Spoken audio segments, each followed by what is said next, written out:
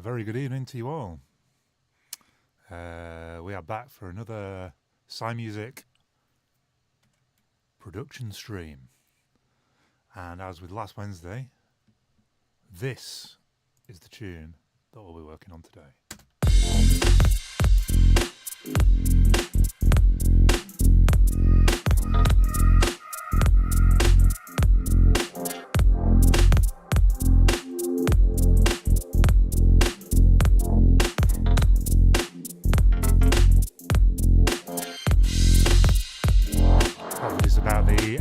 Time crash cymbals that's baked into this bounce that I've been sent from Charlie. Nothing I can do about that.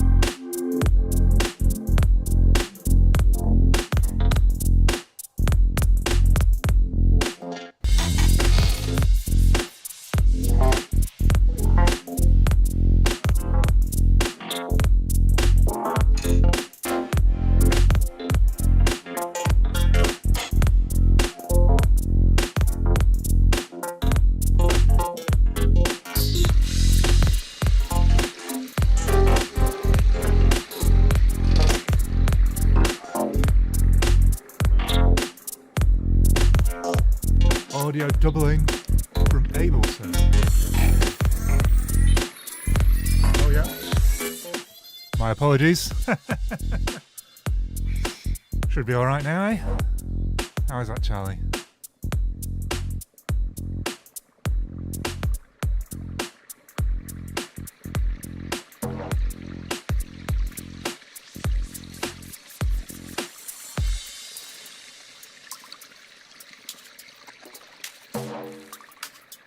Just let this play through once so we can have a listen.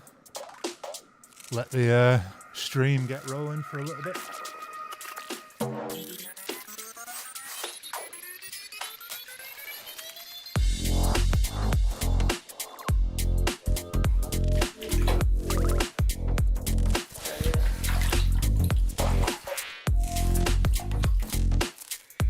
I have since last time edited down just one pass of editing. This stuff here and this stuff here, just so it's not such a tedious stream. Also, those crashes make sense with the other elements I took out. Wow, I had to really decipher that comment then. Right, okay, cool. So presumably there's something else that masks the out of timeness.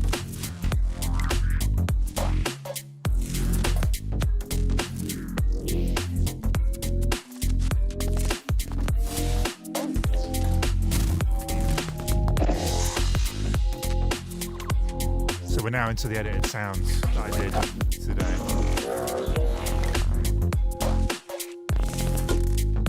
They're not going to be perfect just from one pass of editing them.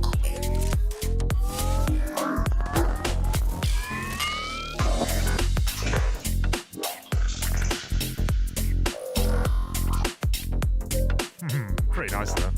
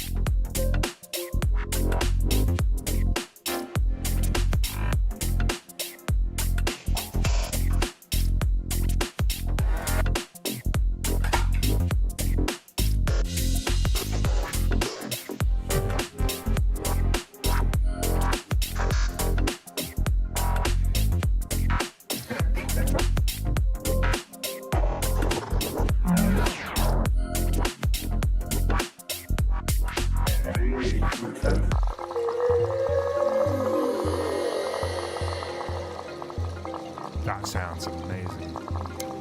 It was kind of like some accidental vocal recordings, kind of stretched and stuff. Just sounds really good.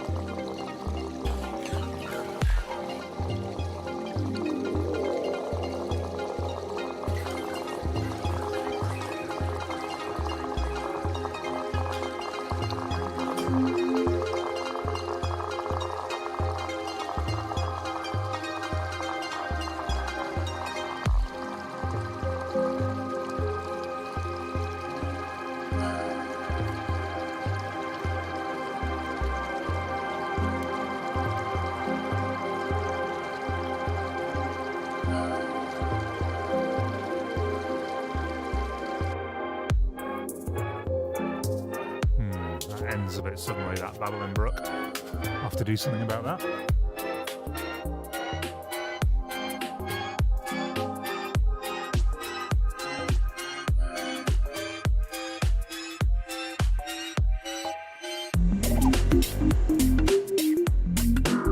Let's get rid of that for now.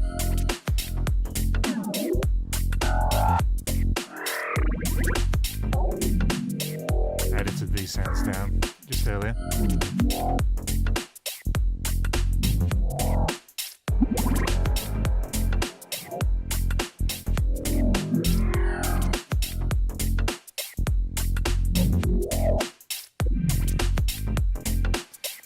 Obviously it needs extra, there's a lot of gaps.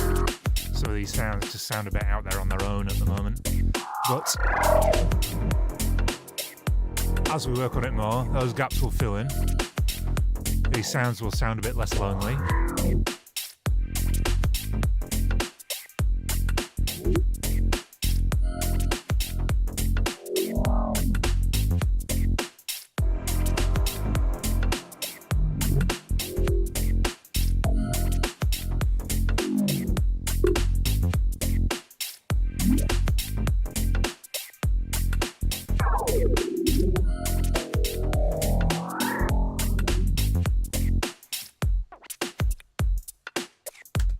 Cool, that's what we're working with today. Coming together really nicely, this track. Fantastic groove. Really nice to work with, fun. Right, so what I thought we'd do today is we got a lot of kind of techie, kind of gnarly, kind of like sound designy kind of sounds. So what I thought I would do is, because I still haven't got my ASIO working for streams, it works fine off stream, but for some reason OBS doesn't like pulling audio from ASIO drivers. So I haven't got it to work yet, which means that there's a huge latency on my MIDI keyboard. So I can't play things in live, unfortunately. So what I've done is I've gone and written this melody in preparation for this stream. Spent a decent amount of time on it. You'll see there's lots of kind of like little twiddles and stuff. And hopefully this will be a good starting point for today's work. Because what I want to do is I want to put this through a load of different synths, a load of different effects chains, and pitch it up and down different octaves, and try and get the most out of this melody that we can for this section. And we can do quite a lot with it. And what I also often find is that if you write a melody that's quite intricate as like a starting point for a sound design session, you get this really good kind of coherence with all the sounds you make during that session, because they're all based on the same kind of flow and same kind of notes. When you've got all these kind of very different kind of sounds, editing them all together and making this kind of little journey out of them becomes a lot easier when you have this common element tying it all together. So let's just have a listen to this melody and see what we're working with.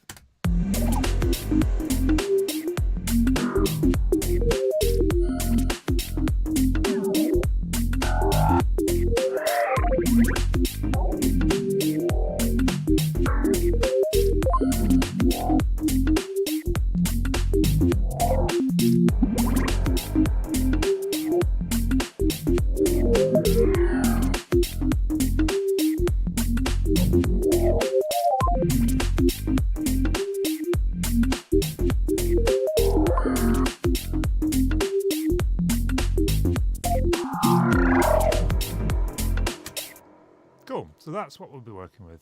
So there's a few things that I want to say about this melody, about how I made it. Nice melody, thank you very much, Charlie. So basically, I went in and I was writing it in. I did a lot of kind of like writing the notes in by hand. Do this, and then you can do that kind of stuff.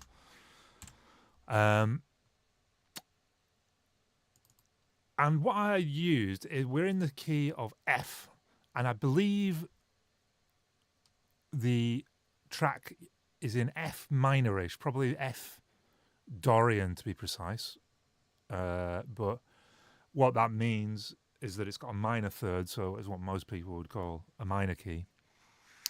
But what I've decided to do, and what I've realised through learning folk tunes and playing a lot of kind of like folk on my like low whistle, is that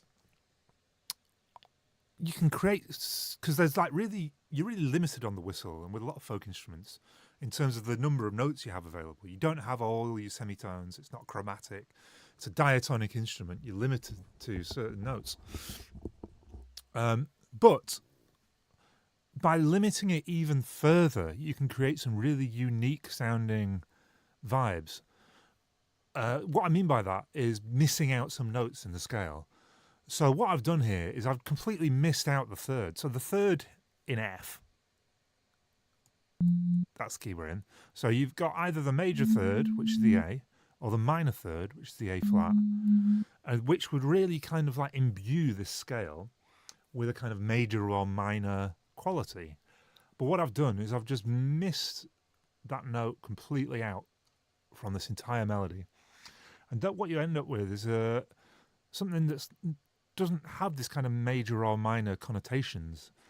It's something a bit more in the middle, but it has the kind of unique quality to it. And I think I'm going to do a bit more of this as time goes on, experimenting with less notes, using less notes, using pentatonic scales, or just dropping out certain key notes in a scale and not using them. And yeah, I'm quite interested in that at the moment. Charlie says his hands are no longer full of tofu. Much better for typing. Excellent. Glad to hear it.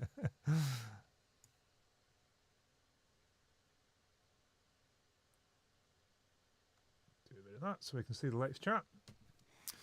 So, the other thing I want to say about this is that what Charlie's given me is this groove that he's used to make the track. And the groove is just an audio file with a bunch of transients in it to a beat. And the timing of those transients dictates the groove of the track. So this is swung, this track, and what that means is that every other transient is slightly delayed. So instead of it's and the exact timing of those notes is dictated by this swing file that Charlie has sent me. But when I've applied it to this melody, what I've noticed is it works fine for like this normal bit here. But for things like this, where you've got these kind of little quick cascades and things like that, this groove doesn't breaks it. I think because the groove is only 16th notes, so it doesn't allow, when you apply the groove,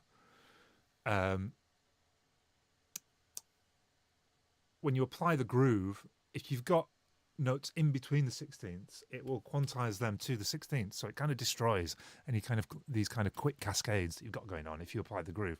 So what I've had to do is cut out these bits of the MIDI file and unapply the groove. So you'll be able to hear what I'm saying. So this is, so we've got this little run, but then if I apply the swing reggae groove, it just kind of like doesn't work. So I've had to turn it off for these little bits that I've cut out. If anyone was wondering why the MIDI part looks kind of messy. Cutting out the notes is a cool concept. Have you tried then adding in a note not from scale but adjacent or relative scale? The problem is you just then end up in that adjacent scale. I think like the point of cutting out the third is because usually people are listening out for that.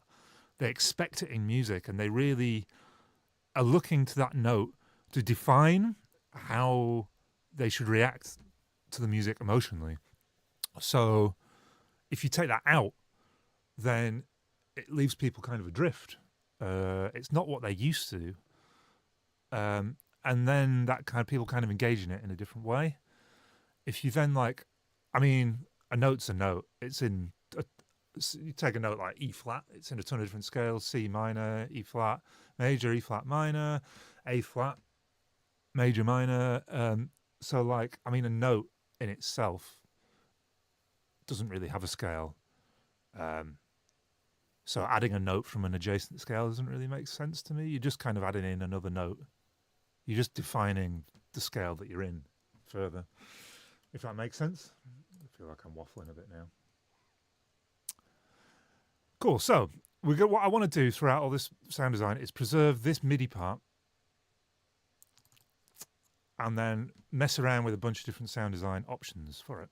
So let me just create a new track here, and the input from this will be, I'm going to set the input from this track audio 13 to come from track 11, which is the vital.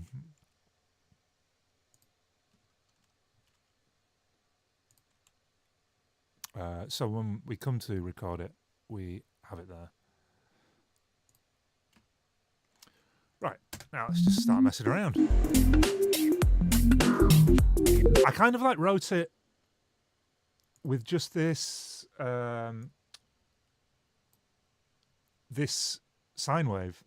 Sometimes I use a sawtooth to write them. It just depends what I'm feeling at the time. Whatever allows you to feel the groove when you're writing the melody, so that you kind of like don't write it and then just something basic to see and just concentrate on the MIDI pattern. That's what I did beforehand, and so that now the MIDI is nice and complex. It's got a lot of stuff going on, and now I can concentrate on the sound design. Although I do kind of like this. I do kind of like this just basic sine wave. I did turn the unison up quite a bit. And I think what I might do is just record one take of this, so that this can be like a filler, because it's nice and consistent. Because all this other crazy sound design that'll have crazy modulation, sometimes, you know, you bounce it out and there's bits missing that just need filler. So something that's nice and consistent, like this sine wave, will be good for just filling in those gaps. So I'm going to go ahead and record one take of just what we've got here so far.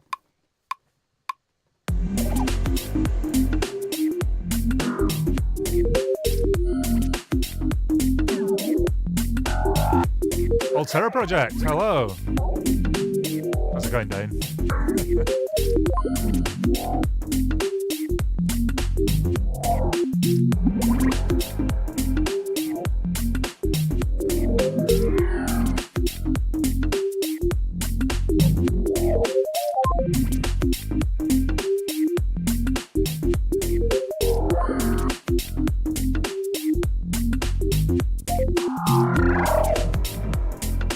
So that's a good, nice starting bass.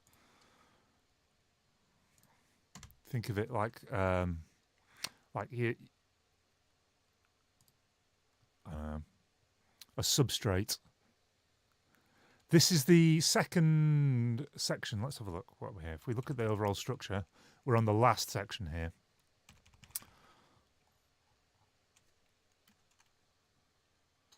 Just to answer your question there, Dane. Right, cool. So now we've got the basic. We can start messing this up. Just make sure we've got it looped.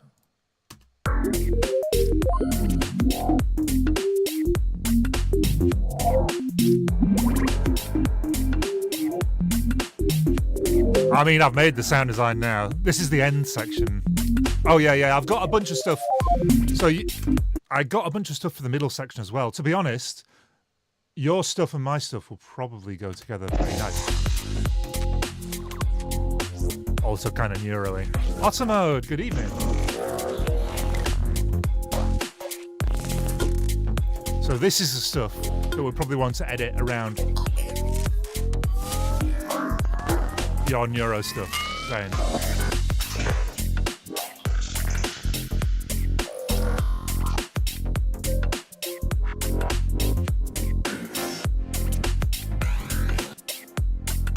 Although, yeah, a lot of these sounds sound, as I said before, sound kind of like all out on their own a little bit. So they do need other stuff to edit with it. So that kind of like sounds pretty ideal, really. Really happy with some of these sounds.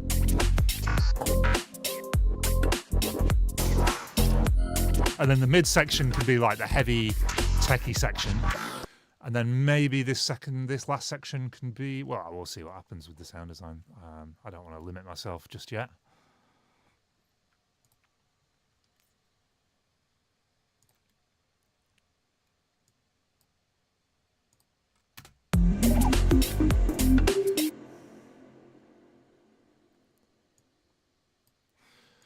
Let's find some nice waveforms. What's this postmodern pulse? What the hell?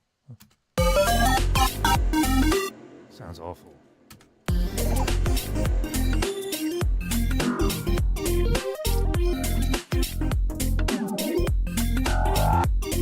Ooh, I like this kind of like top section of the wavetable here. It's kind of mellow and then kind of adds in a few higher frequencies.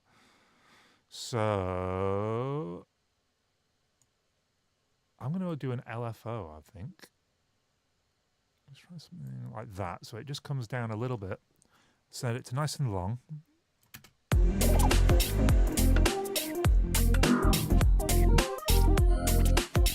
Don't want trigger. I want sync, I think.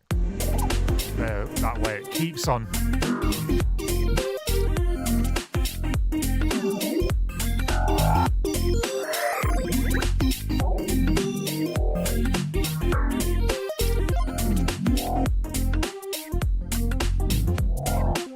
Cool, yeah. So I like this waveform, but I think it comes down like it gets too mellow.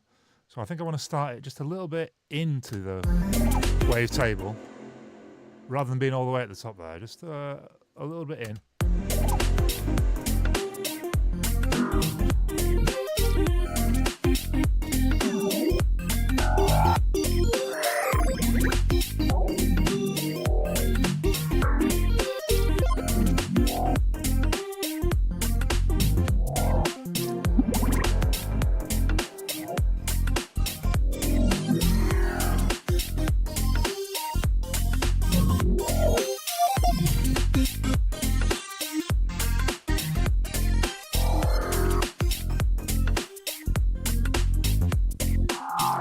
Yeah, cool, okay. So what I want to do maybe is like use the same LFO on the vocode kind of effect here. So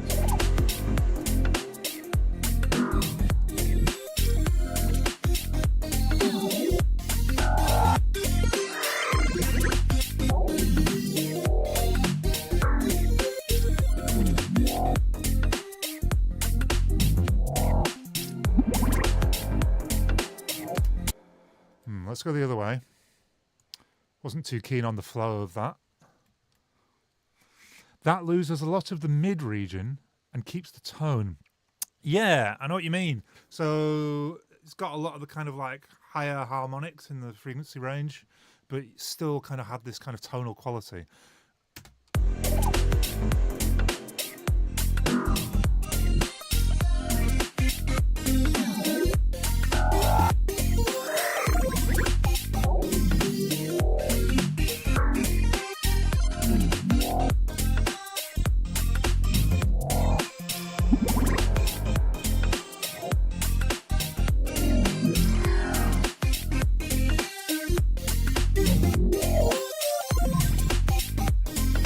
Thinking I might octave it. So instead of just having it all unison, change it to octaves so that these 10 different versions are spread across different octaves, basically. And try pitching it down an octave.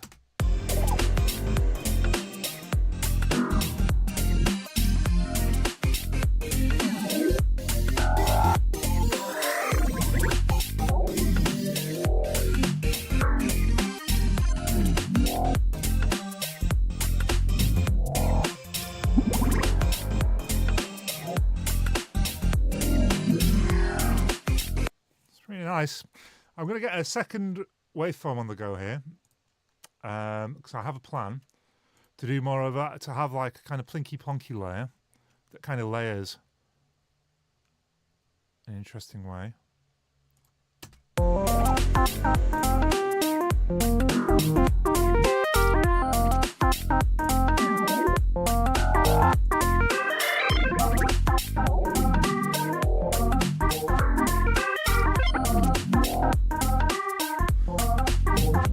want to do for this is use a envelope on the level of this to just make it an attack rather than a sustain.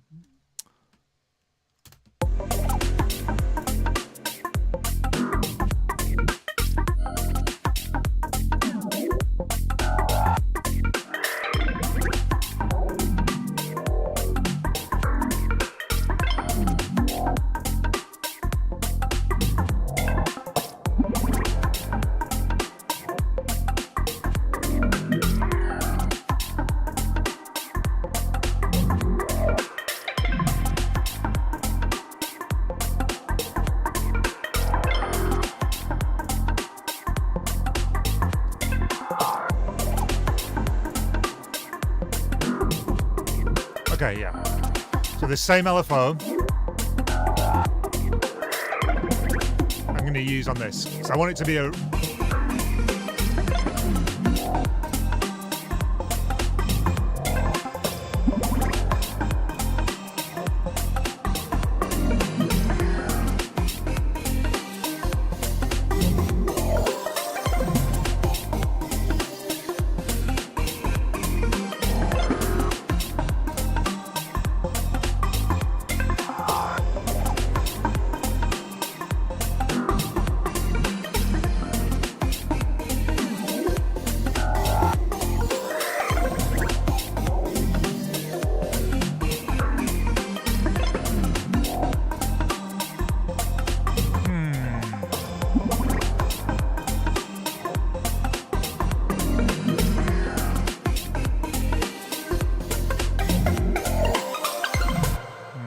Interesting.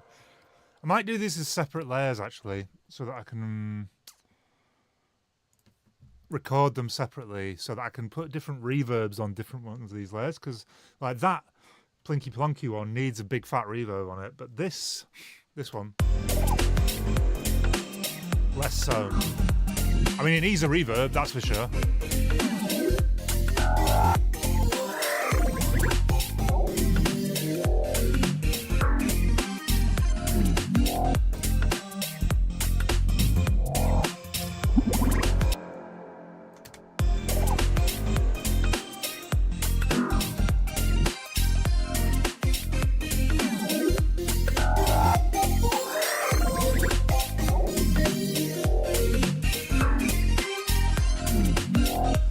It can get a bit harsh, this sound on the top end as well. So, but not all the time. And sometimes the top end of this is quite nice. So what I'm going to do is put Pro Q4 on it.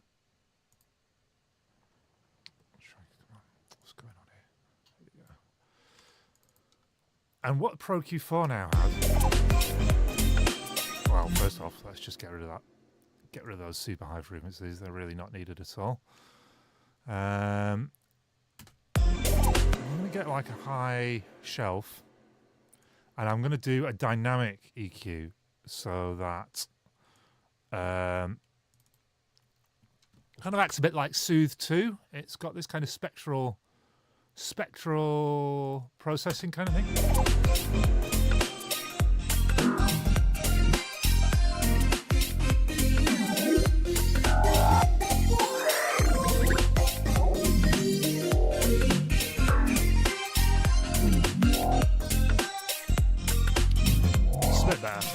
Cool. I'm going to record that one in because I quite like that. And then we'll try and hone the Plinky Plonky one just after, I think.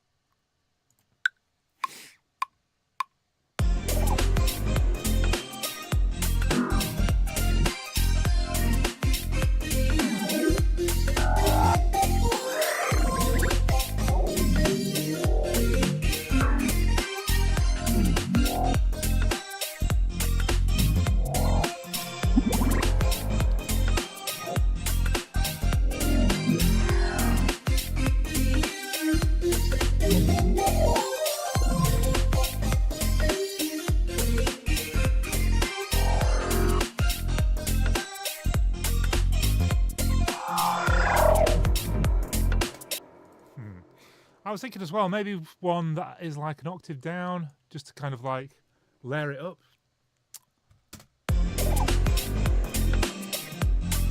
Maybe a different waveform. Same thing, but different waveform, maybe. See.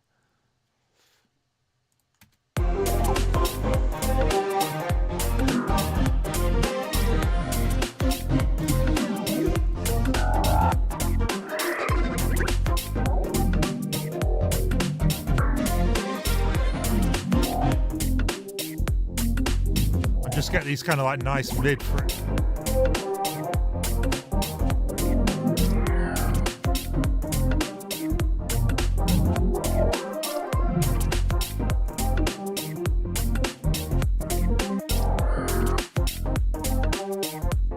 Nice and clean as well, yeah, because the other one's kind of wet. So I think that one layered with the one, well, we can try it actually. Layered with this one will actually complement each other quite well, because the one that I already recorded, it's got quite a lot of high frequencies in. Whereas this one is kind of more on the mid, kind of mellow vibe. So if we layer them.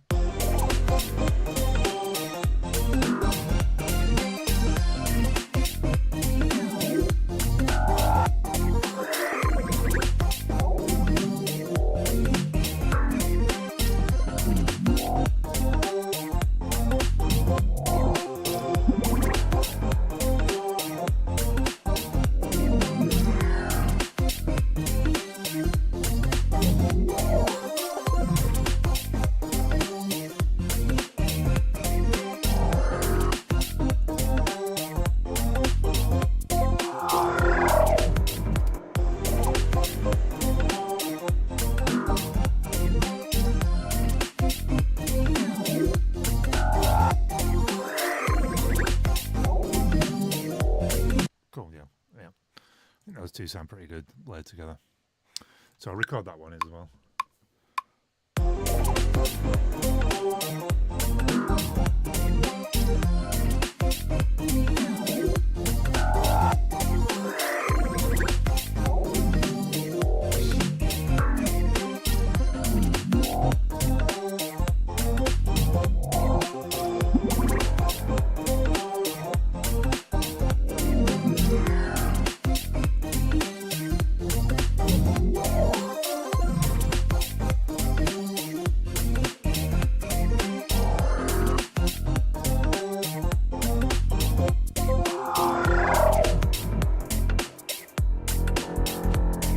Nice. So during that, I had the brainwave. That what I want to do next is like bring out, you know, these kind of like, there's these like little quick notes, like all these kind of like little quick ones. I think like having something plinky plonky like I was doing with the Vital, but with like kind of crazy filter sweeps and stuff, will really bring out those nice quick cascading notes. And I think that Razor's a really good synth to do this with.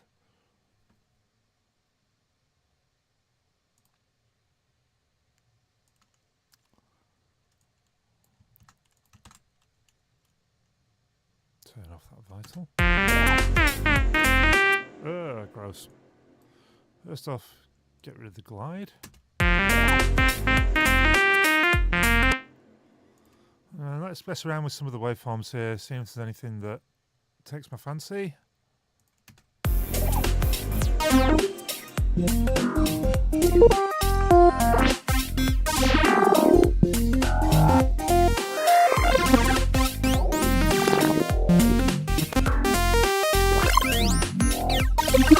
Oh, I like that. It's got the sweep in that form. It's quite nice. Yeah. So we'll get one of the LFOs, one of our available 2 LFOs, onto that.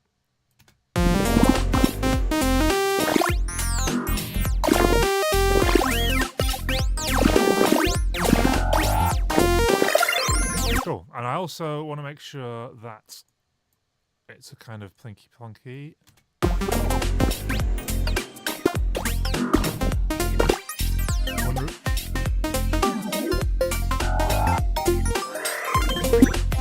Yeah, nice. Have it a random step rather than a random the other thing.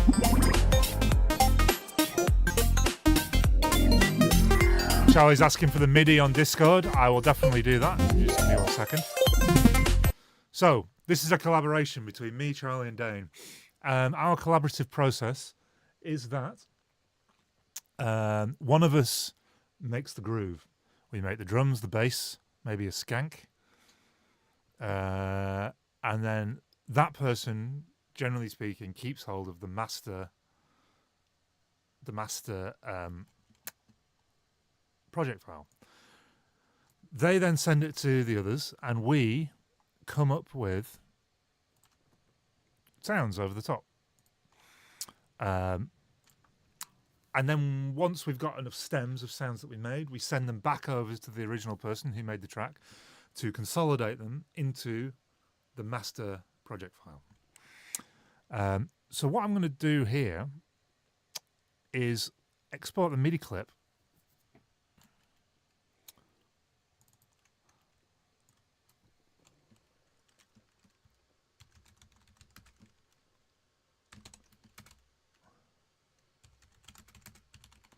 so that I can send it back over to Charlie, because Charlie can do a lot with this MIDI clip. And actually having the bass mirror this melody sometimes will be pretty powerful, I think.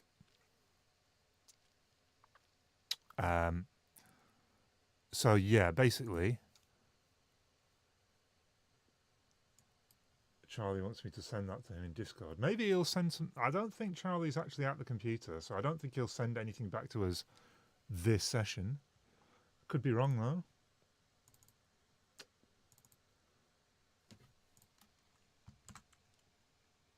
Just copy that into my Dropbox. MIDI files are so tiny that it takes like a second to upload.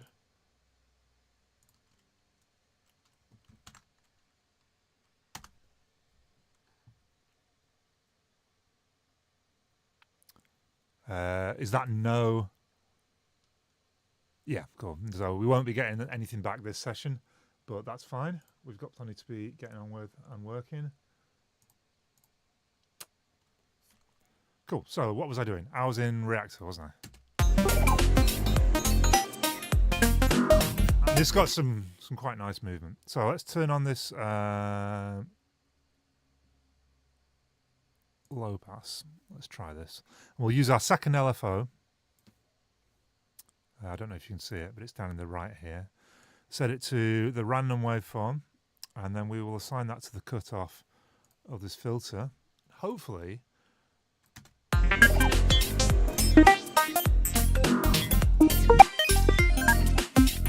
yeah, pretty nice.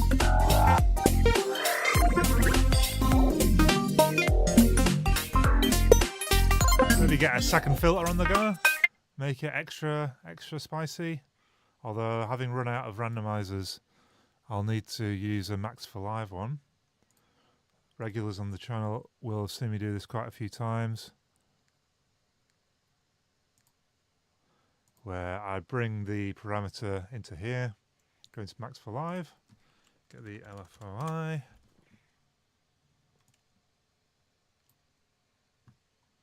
and map it to there, and we can randomize that.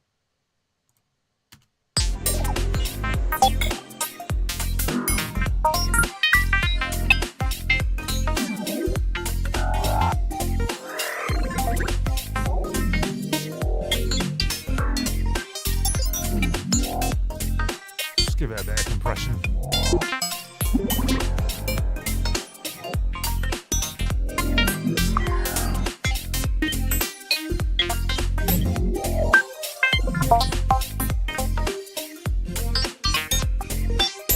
Okay, this peak doesn't seem to be doing much.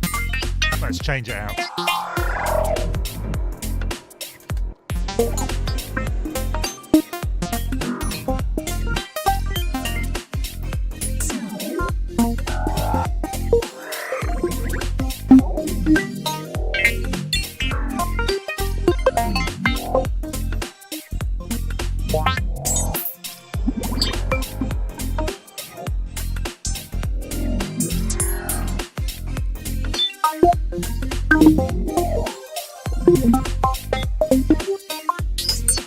Won't get round to this evening, Charlie, but off to go drumming.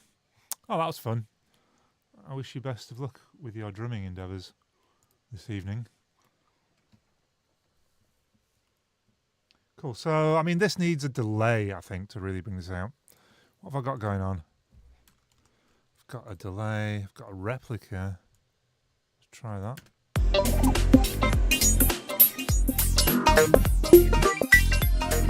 This is just like really, it's got a lot of nastiness to it.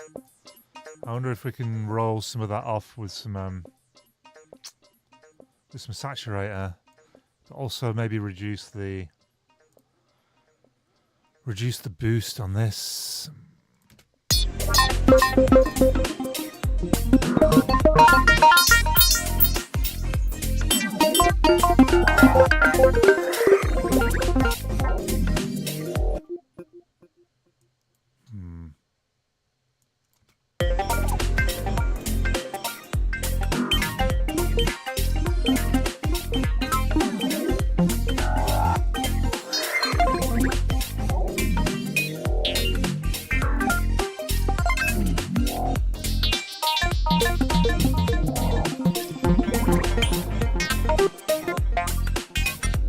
I don't think I'm using this delay at all yet. So, because that was the initialized patch that you get when you open up a new Ableton project. Adjusting audio to match the swing. Yeah, well, if it sounds right, it's all right. I mean, the actual MIDI has the swing applied from Charlie. So, any of the transients should be perfectly in time. I might just take this down an octave, see how it sounds.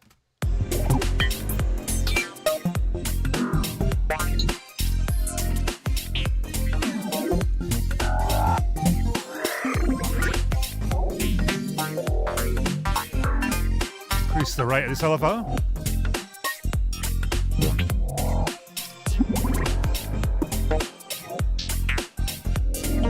Cool. So what was I doing? I was getting a delay for this delay return. That's right. Try not to get distracted too much. Let's go for a nice outer space, which is like a dub tape delay. Very nice. Probably don't want the reverb. I'm going to sync, take the noise off, wet only, stereo, yeah. And let's go for something like 16D, 16 dotted.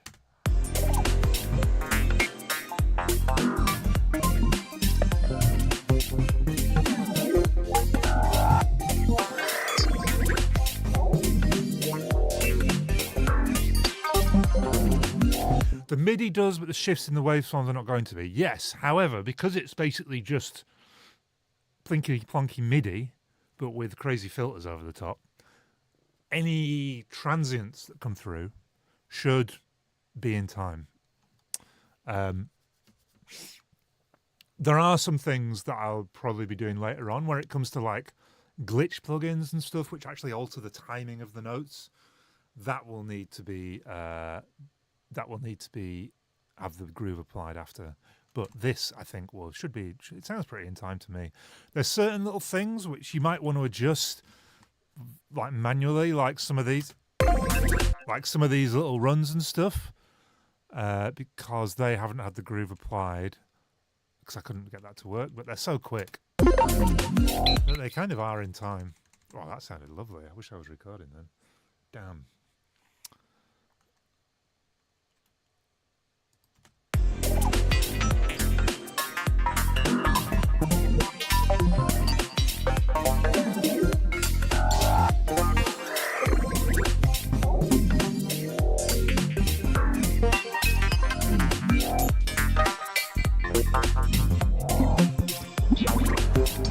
Pretty nice. I wonder what happens if I put it down another octave.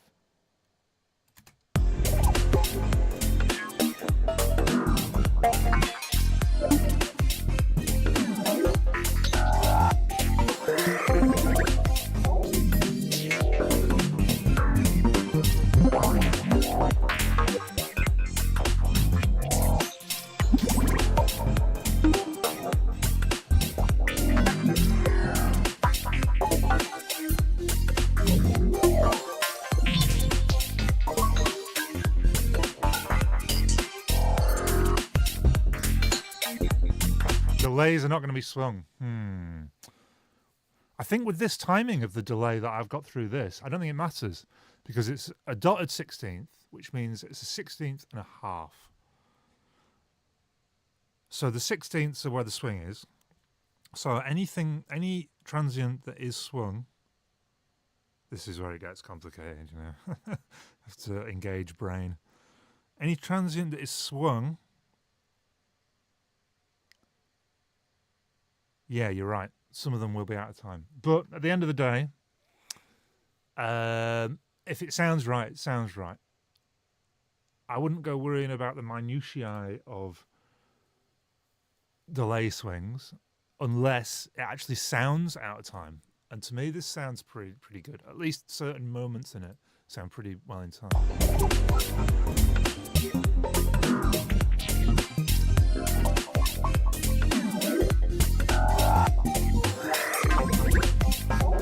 Anyway, I kind of like this. What just happened? So you bounce straight with the delay on. Yes, that's a good point, actually. So we select everything. All this MIDI. I often do this as well. You are right. In that what we do is just before we bounce to audio, de-swing. The problem with this, though, is that if I de-swing it, I'll then have to go through and re-swing all the bits individually. What I might do is duplicate the track, unswing the ones that we're going to record.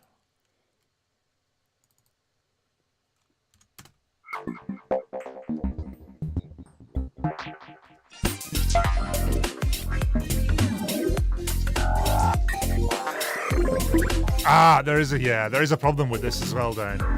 Is that the swing that Charlie's provided kills anything quicker than 16ths. So if you've got 32 notes, it will quantize them to 16ths when you apply the swing. I'm not going to be able to do that because if I bounce it without the swing,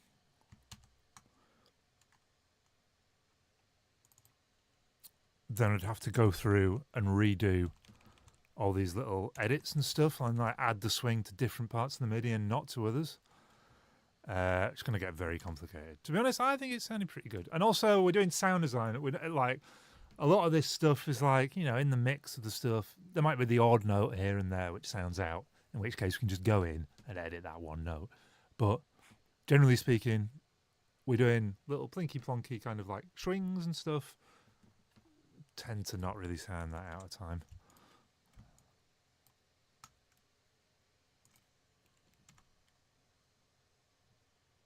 What did I just delete?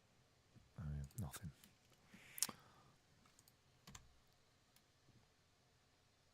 Right, let's give it a little record. And this wants to be 12 reactor.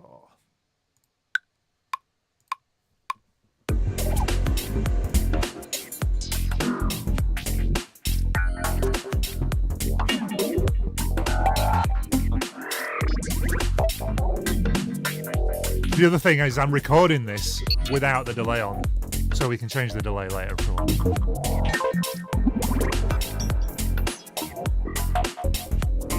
So I'm taking it straight from the track, and then the track is sent to the delay.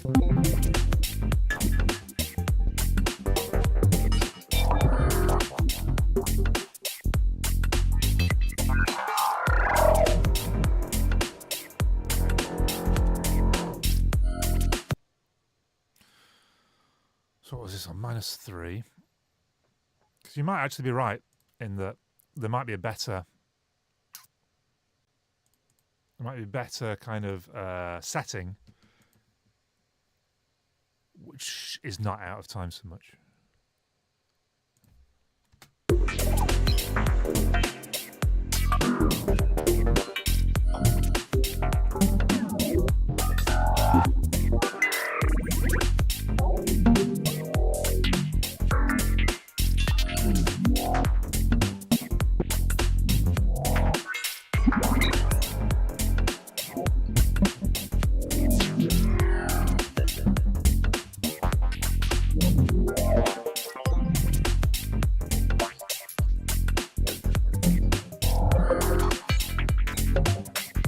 I like that one. It's kind of got this kind of triplet kind of groove to it.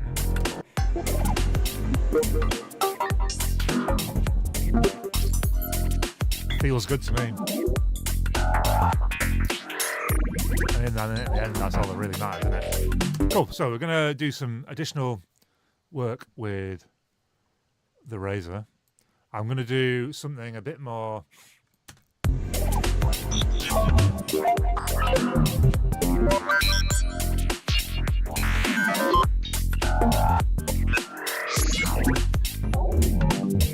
a bit more kind of legato. I want to have some glide to this, I think.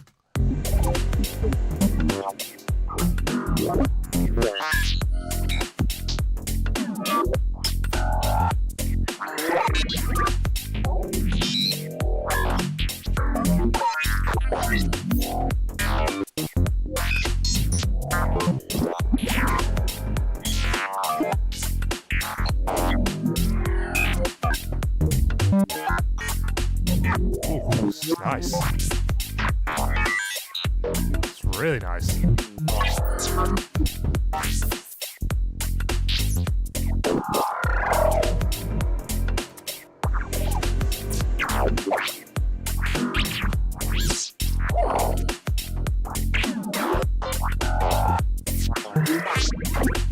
Yeah, this is like sick. Just by changing that one thing, really kind of like brought it to life. Do a little record there. No harm in doing that.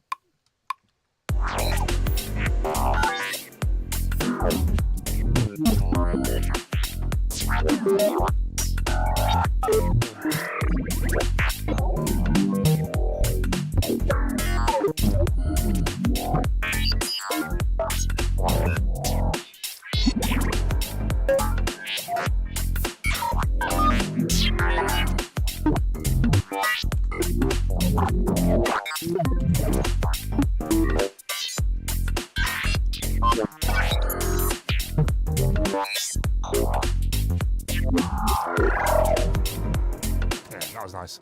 So what I want to do, I think, is go back into Vital and make a kind of plinky plonky kind of sound in that. Sometimes like making the same kind of sound in different synths can give you just like a nice different kind of quality to the sound, which can be nice to edit together. Obviously I'm not going to go for exactly the same kind of sound, but it's going to be something.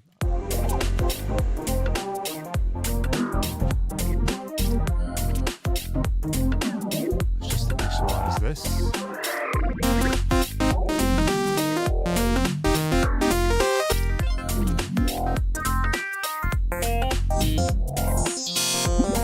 Yeah, this is nice. So I'm going to go for a kind of like randomizy kind of one here.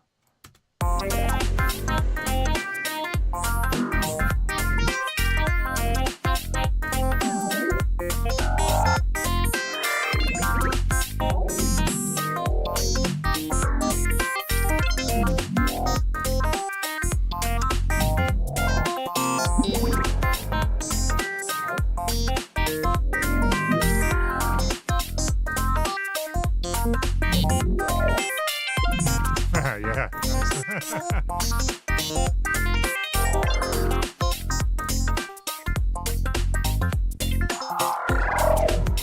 Yeah, some really nice little bits in there.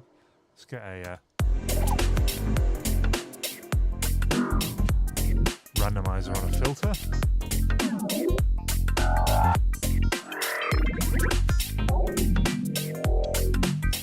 Am I using any sound banks, or is this a factory stuff in Vital? This is this Drink the Juice is a factory one. What I've done though is loaded all my serum wavetables into here as well. Then like there's other interesting things you can do as well. Like we could grab a sample.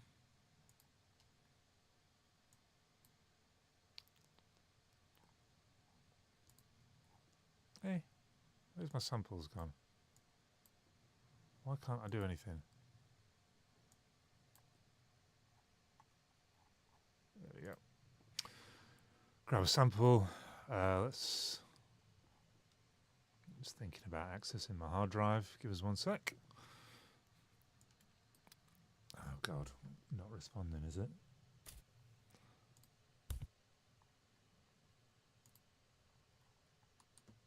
Why? Why are you not letting me? Yeah, there we go. Let's grab something like this bubble wrap. And you can like drop it in.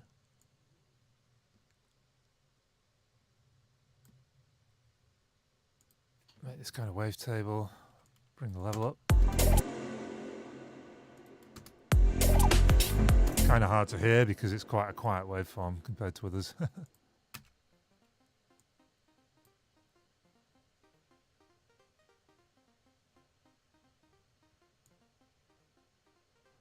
Quite quiet, but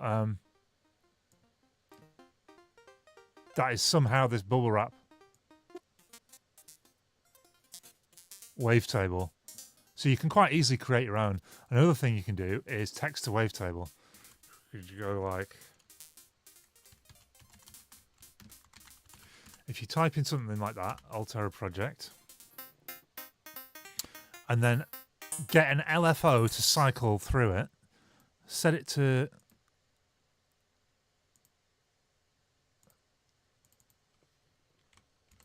4 seconds, I think is what I've seen people do before. Set it to 4 seconds, have it sweep through the wavetable.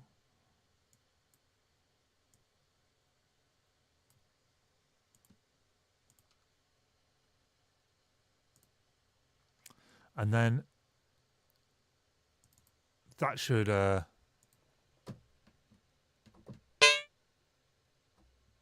problem with this is that we've got the envelope on a nice short thing, so if we go like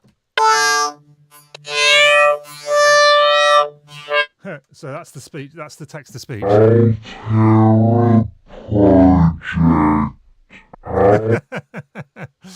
there you go. You can do, so there's a bunch of different ways of generating wavetables.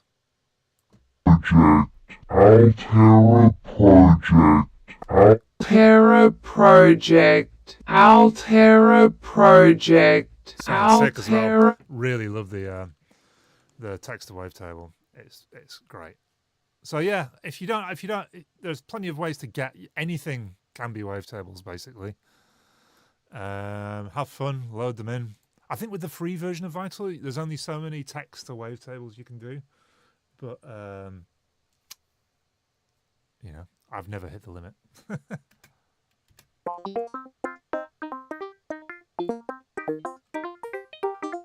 Let's try this wavetable. Actually, now we've made it.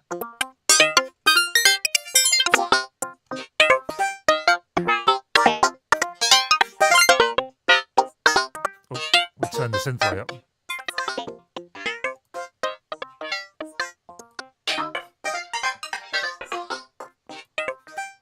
Let's get a bit of unison, a bit of stereo going on.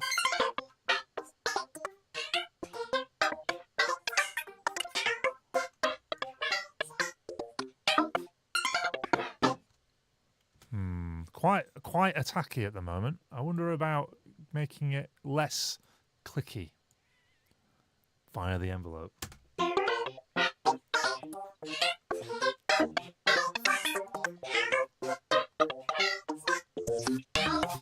Oh, nice.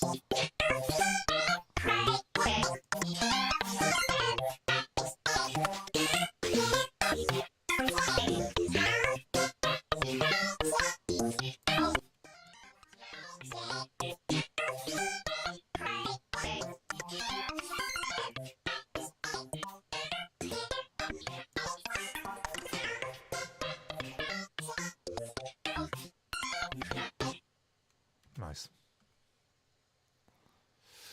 Maybe envelope 2 for the second oscillator. Let's turn that off. So envelope 1 as standard, and this is across most synths, or all the ones I've used at least. Envelope 1 applies to the master volume coming out of the synth, generally speaking. So that envelope 1 will be applied to 1 and 2. But I think maybe what you're saying is maybe have an additional envelope that's a bit shorter, maybe for envelope 1, to make it less plucky. Okay.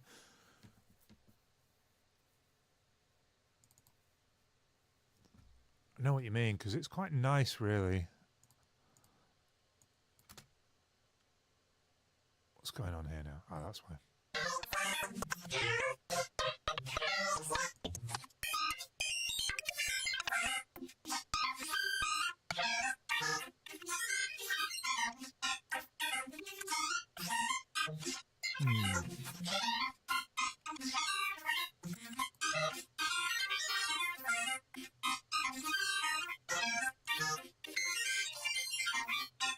Huh.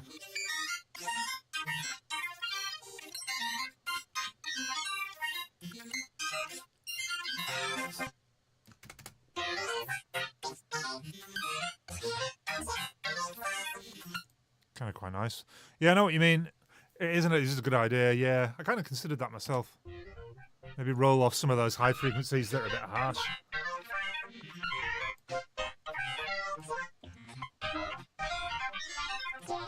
Try. Trust me, this can be good. Kind of pretty random, eh? Let's see how that sounds with the rest of the track. It might sound good.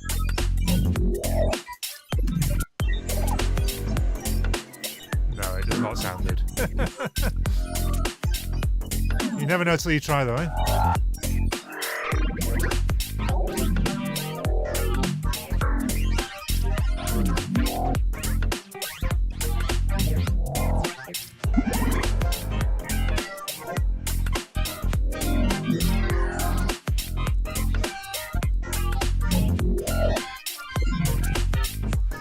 Try a different mod shape, something like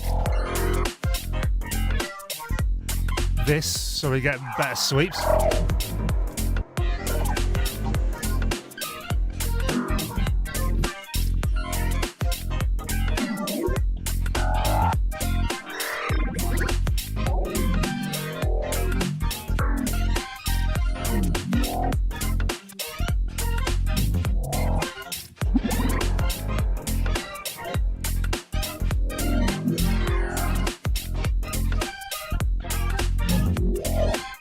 Cool. Let me just go back to make my original sound, and then I'll come back to this and see if I like it after. Because at the moment, I'm a bit like iffy about it.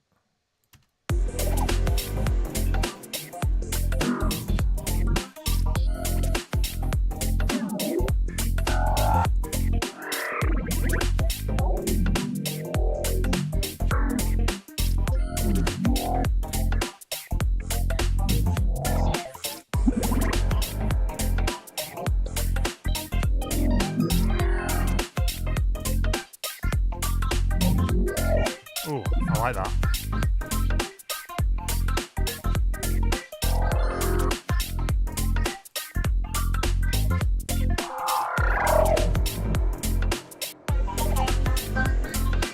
Nope, not into the flanger. Cool. Right, what I was going to do is, this is kind of sounding alright-ish, I guess. But send it to a reverb. Oh yeah, nice. I wonder about as well adding in an occasional beat repeat to this.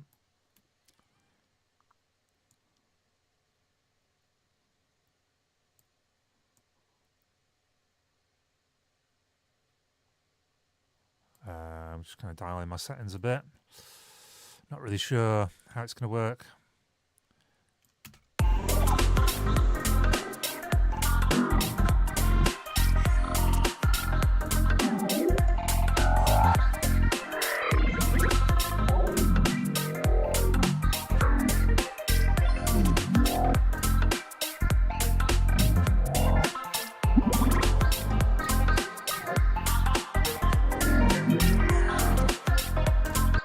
Like that. Give it a bit more attack.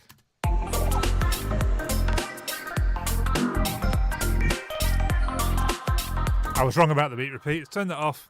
Quite like this, so I'm going to go ahead and bounce that to audio. All right, and I think after this, I'm going to go in and edit down because we're going to rack up so many parts soon that it'll just take forever to edit. Luckily, it's quite a short section, so we should rinse through them quite quickly, but I'll just record this one more, and then we'll go in and edit, I think.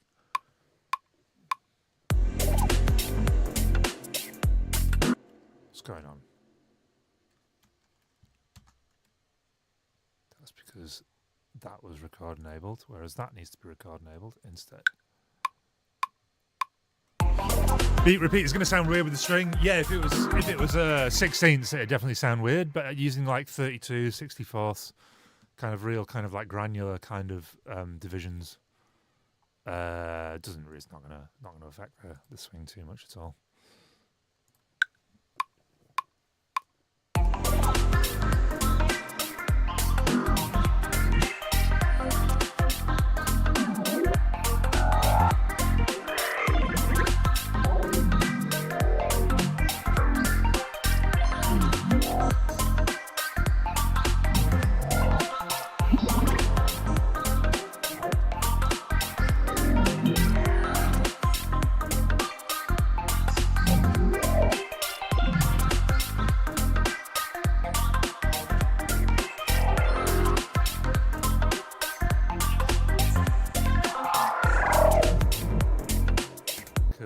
So that was this send that needed to be on.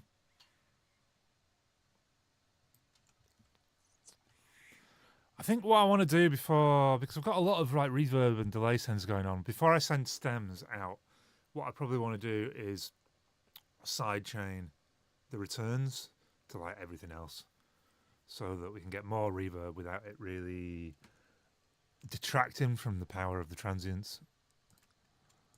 Right, cool. So let's go in and edit these one by one.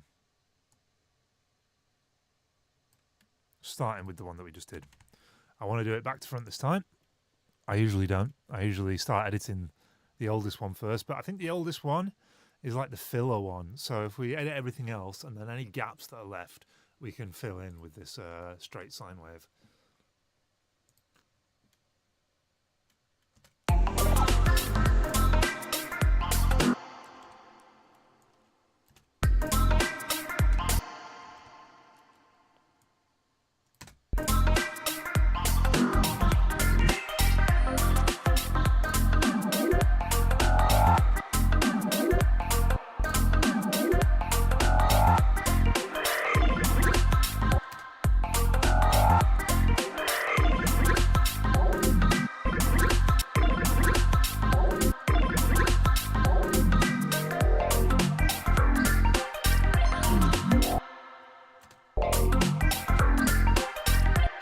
Sine wave one set a really nice low bass layer though, yeah. But that's what I mean. It's like you edit everything else out and then you fill in the gaps of what's left of what needs filling in with the one that you know is like solid.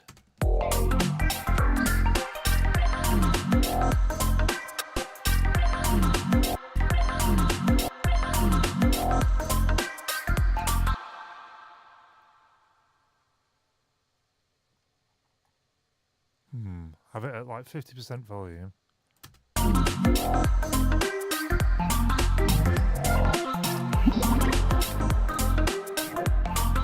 Cool.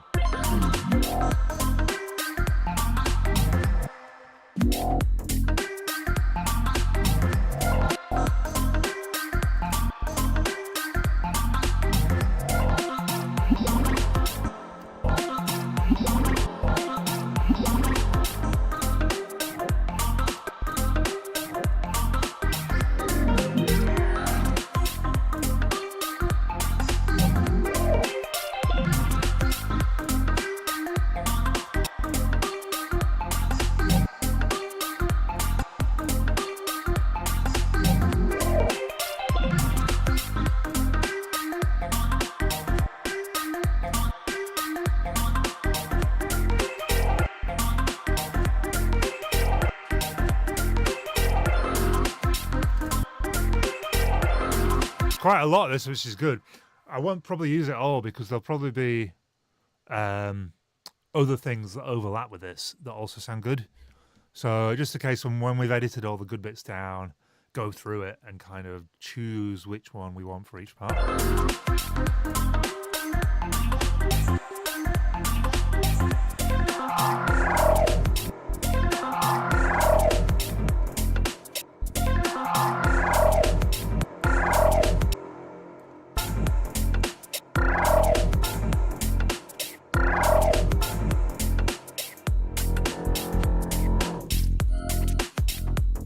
Kind of like that. Wonder if we're repeating it.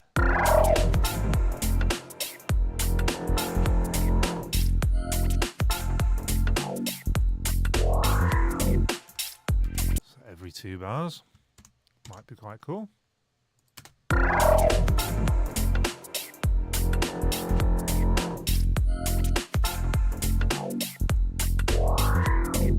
The sine wave, you want me to roll off all the high frequencies? There shouldn't really be any high frequencies there. It's got a nice kind of clicky transient, but that's kind of nice, I think.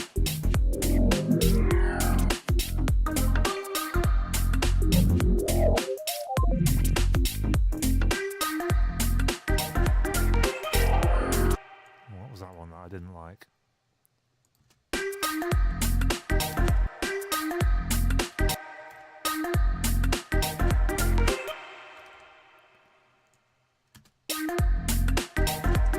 Cool. Moving on to the next one. See what treasures lay within.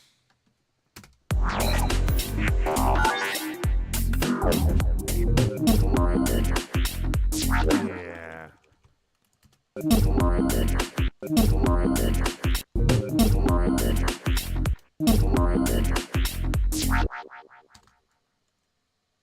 You want the sine layer dominant. I think that's like the nice bass, but I think we should take it to some like cooler places, you know? It's just very basic.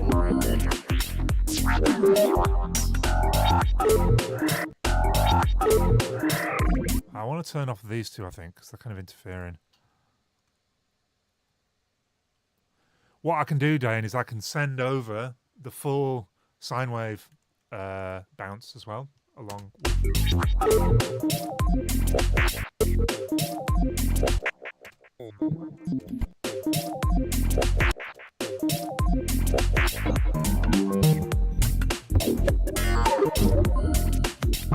Okay, I'm gonna get rid of this reverb.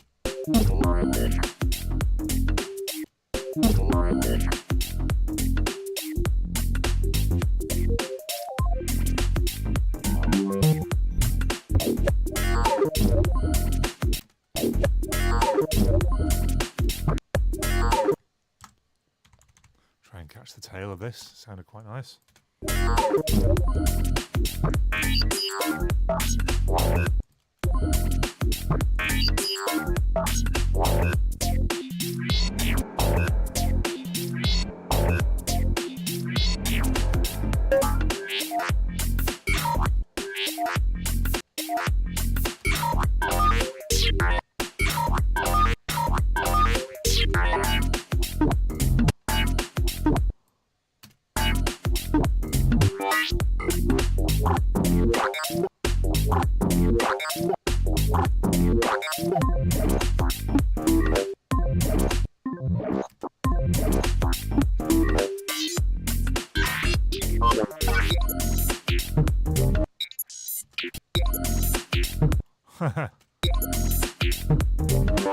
This might be good. It's too like harsh and dominant. I think though if we layer it a little bit underneath the sine thing, a little bit more.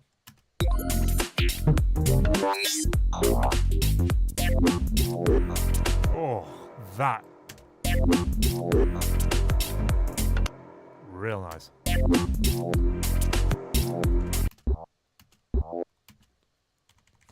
And then what even about just reverbing this last little bit?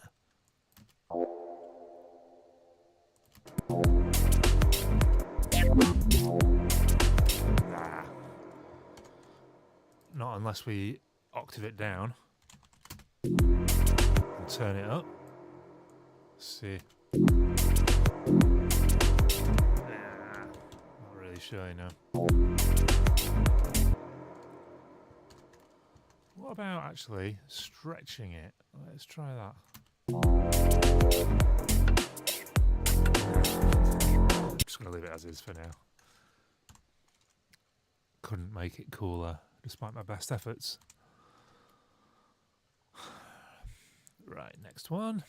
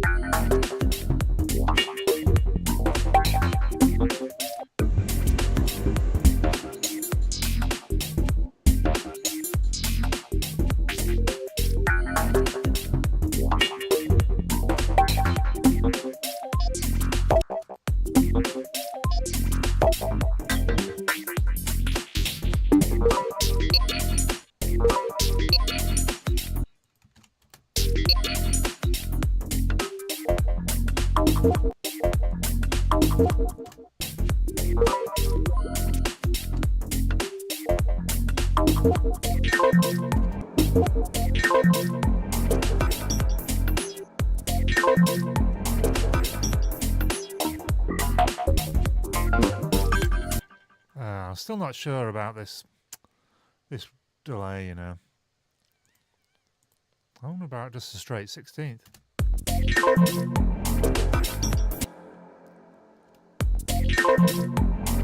Maybe even not synced.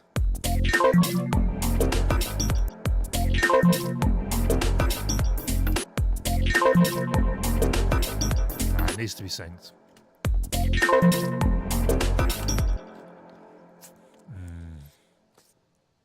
Alright, what I want to do, I think, is get rid of this and replace it with something that has more of a ping-pongy vibe to it, like a replica. Let me just save, because sometimes replica can be a bit crashy.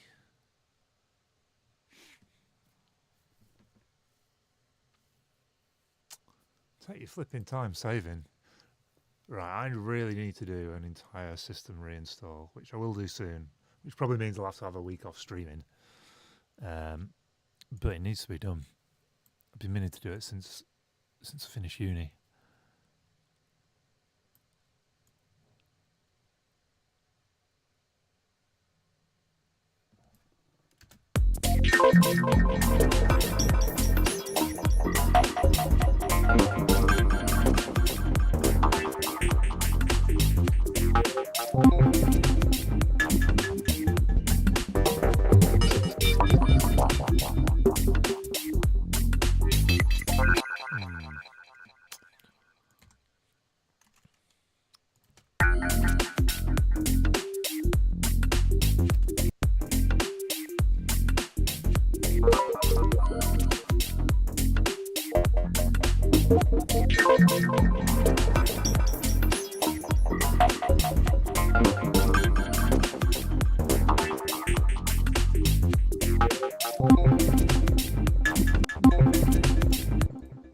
Kind of cool. A bit too low though. Let's try pitching it up an octave. Maybe even up.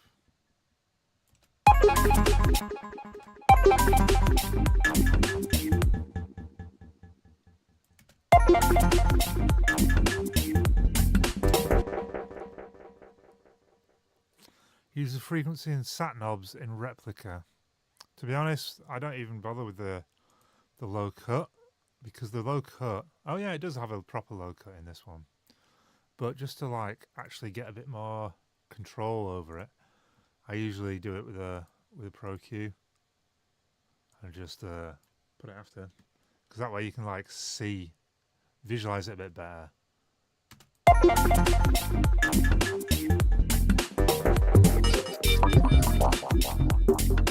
Maybe just roll off a bit of the highs. Oh. I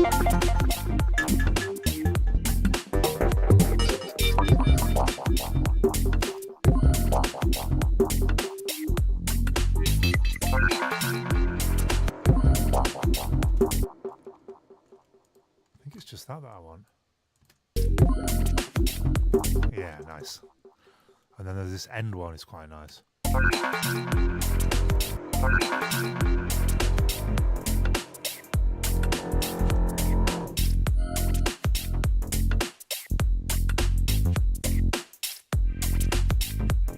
If you don't roll it off.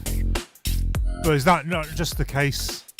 I've never really heard the pops on Replica. It could be a Cubase thing.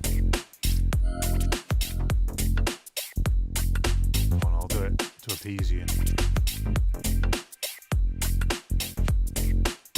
But I suspect, because you are a Cubase user, that is a Cubase and Replica collab.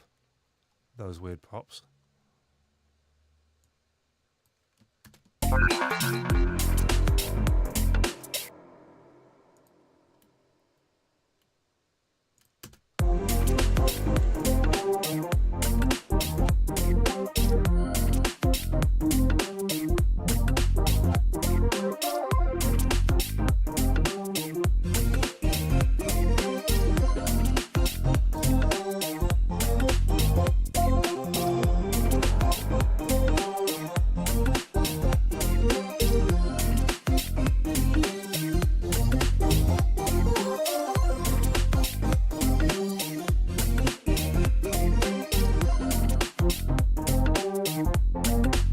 Cool, so these have kind of a big sound.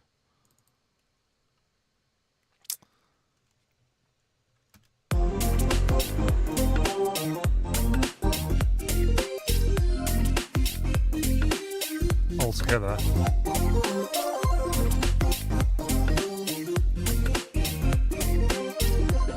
So what I'm thinking is that these three together can form our block of like good.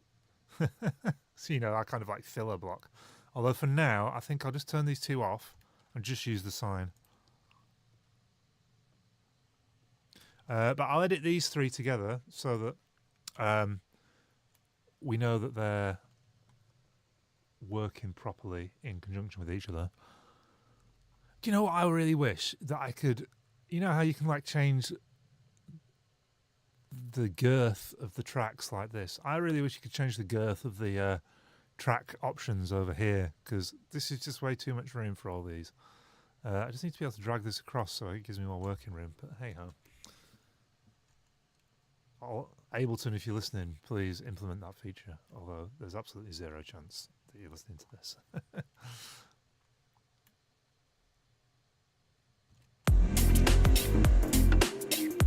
Oh, would help if I turn these tracks on.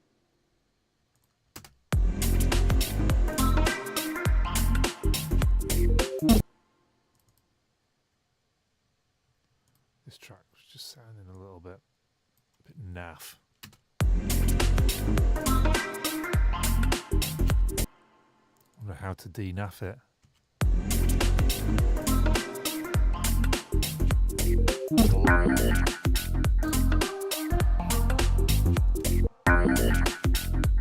This is nice.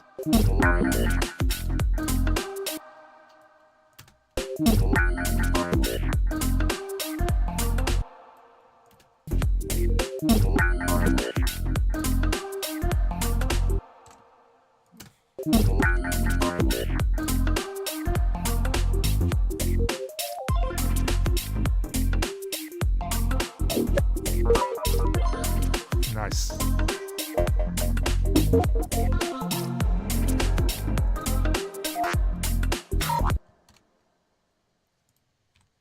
That clashes with that.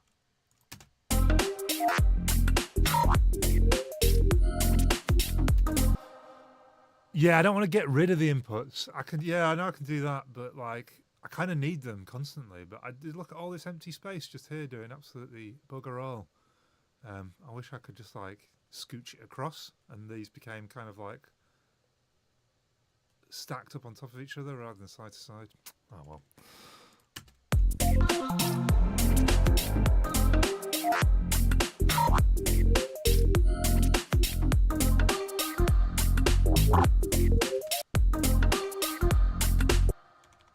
This last note to be just a little bit louder, I think, have a bit more impact. Unfortunately, because of the swing, you've got this weird.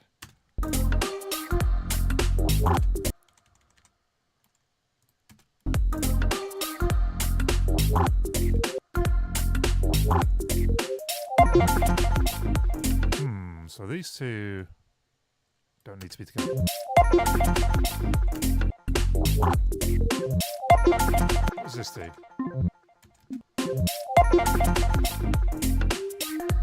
Maybe a bit surplus to requirements. No, I kind of like that end for now. We'll leave that there.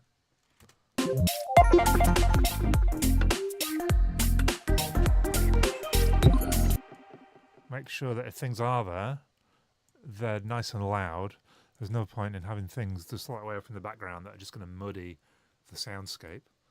Either have things in and clear and confident, or take them out. That's my general philosophy. Although sometimes I don't stick to it.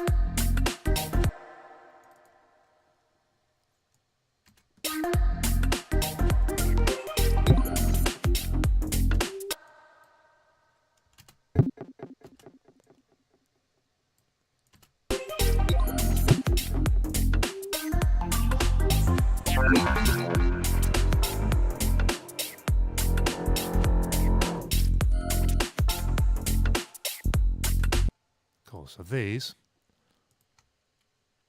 I want them to be a bar later. Oh, come on, Ableton. Just work with me a little bit here. Something like that.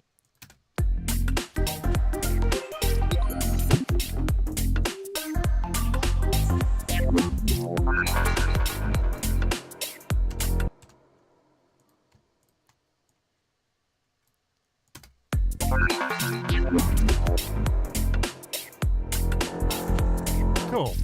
So they're kind of, they're all right.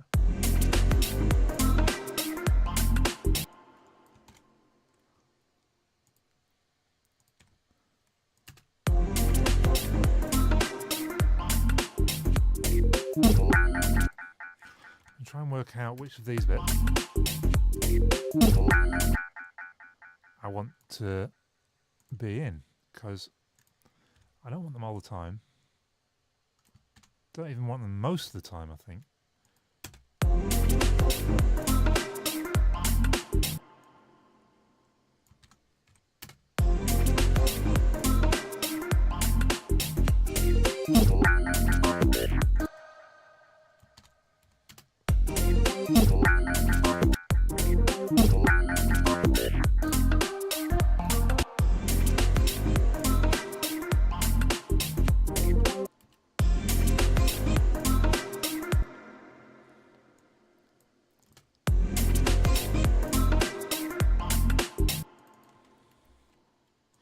Put this down an octave, see what that happens.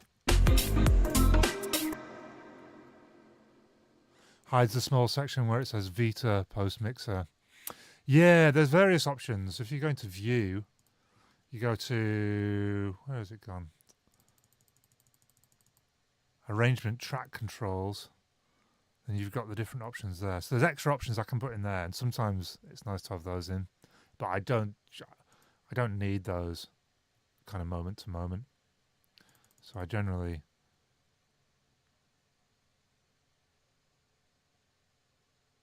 there we go. I generally keep them out. I need the return tracks. I never need these stuff just kind of like regularly, so no point in getting rid of it. I'll need to try and put it back in again.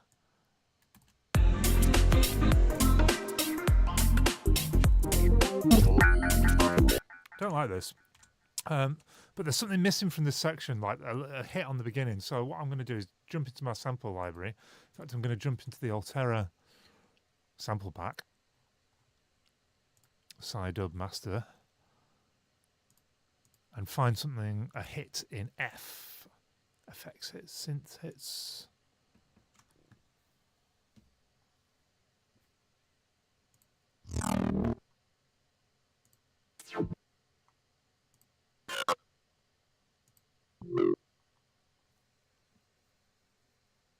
Yeah, it's annoying. like this TV. I'm basically using a TV as a monitor, which I do not recommend because there is a pretty reasonable latency between the input and the TV. But it's massive, but it seems to be pretty low resolution, to be honest.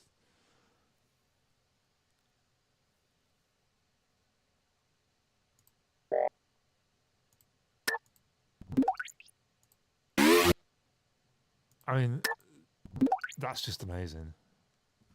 I'm going to have that anyway. Not what I was after, but fits with the vibe of the track. And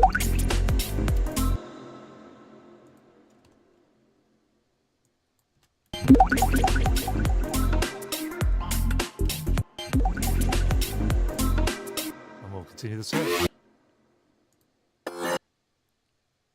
Maybe this.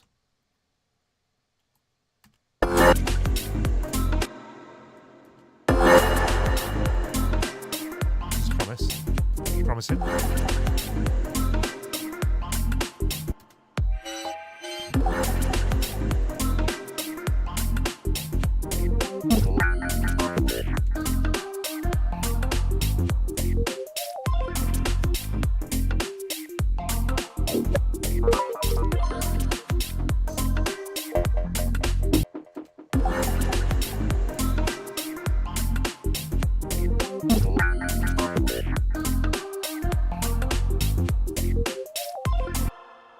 Here.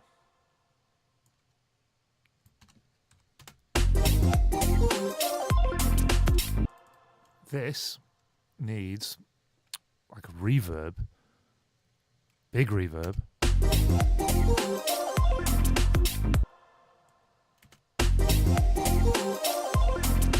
And a filter in, because it kind of comes in a bit to your hardcore compared to the other sounds around it. So we get like a high cut.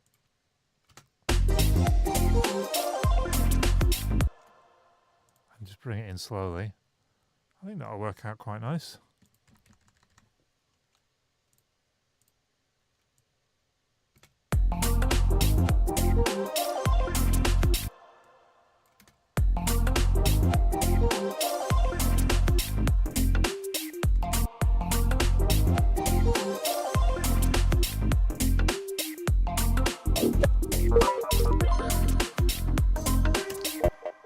Kind of hard to feel the flow in this section. I have to keep going back to the beginning so I can feel what the right decision is for the next moment. I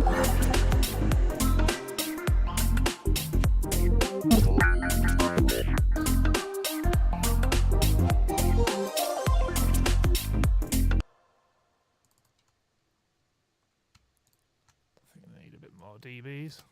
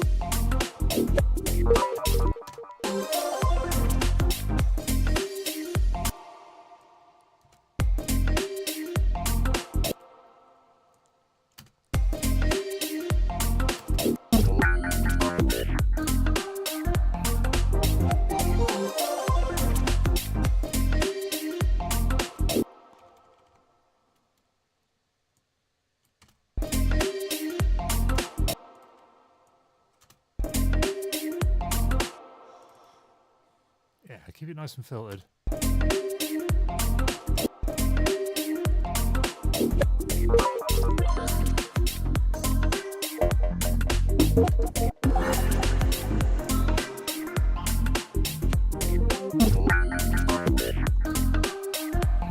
There's some other sounds going on here.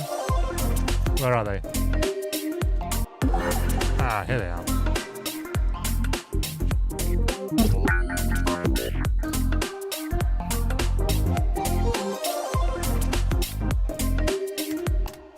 There's a gap to fill here, and I think this is the right sound.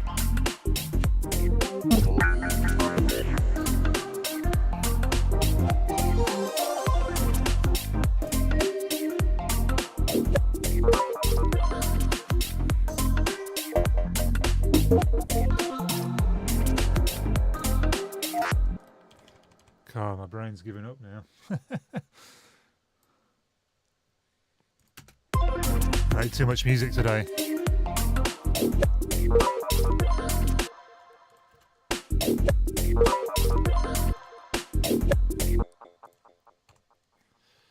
See if this reverb will sound good on this. No, it does not.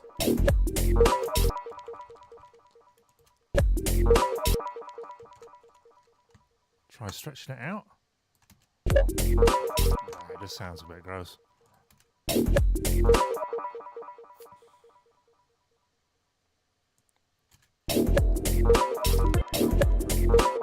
rid of that. See how that sounds.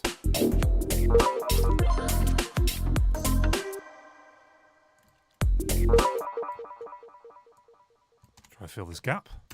There's not really anything there.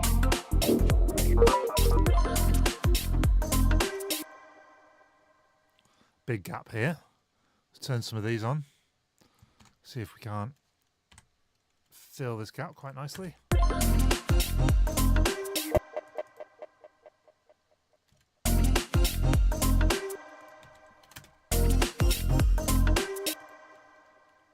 Again, we want to filter this. It's quite harsh on the top end. I don't want it to be too constant, lest it become annoying.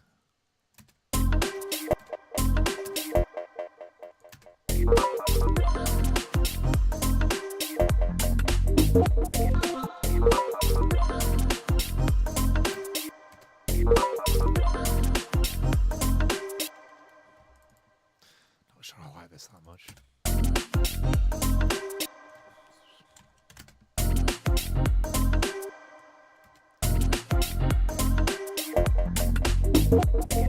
Again, there's a gap.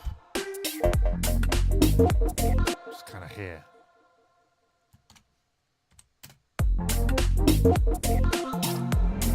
That might be quite nice.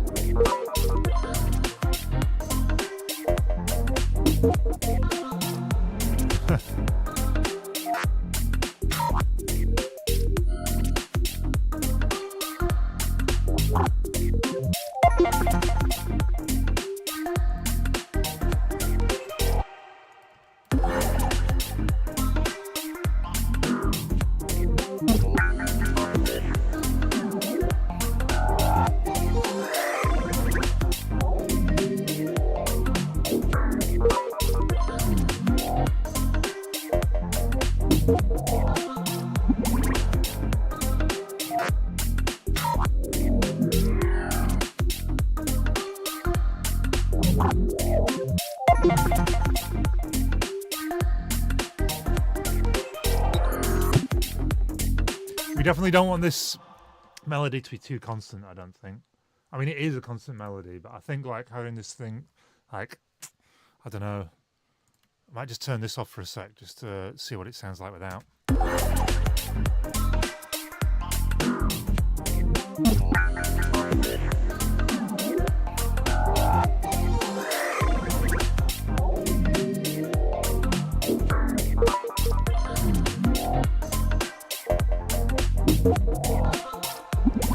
Yeah, this is going to need some careful editing too, because I like it better when it's not so constant.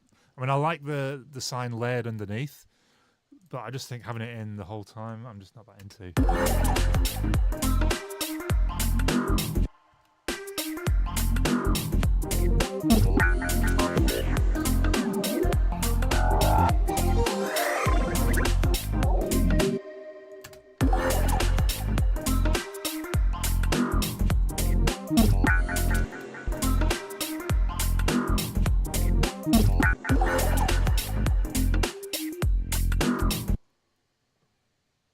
I wonder if the sign could be like fill in some of these gaps on its own though.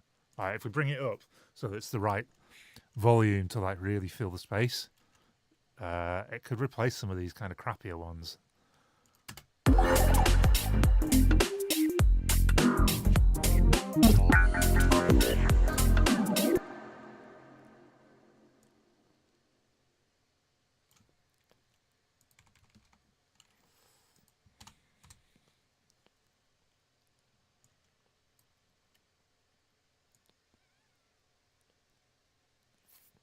Send it to you full.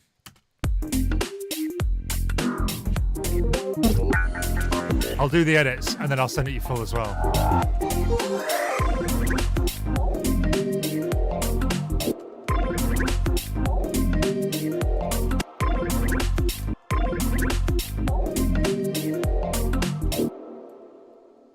Yes, yeah. We always have the same ideas, Dane.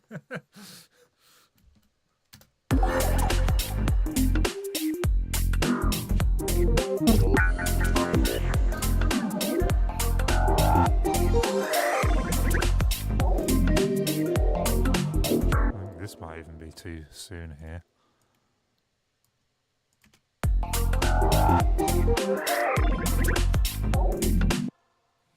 Just not into that much. Unless it maybe goes up an octave. Yeah, that's a bit better.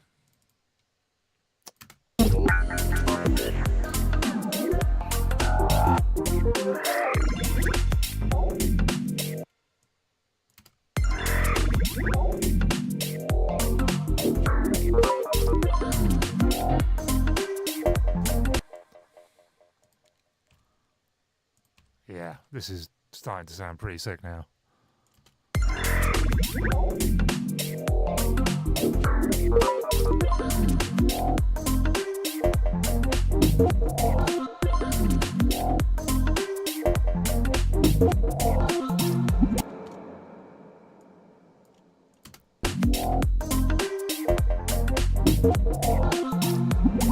Like a big old jigsaw, innit?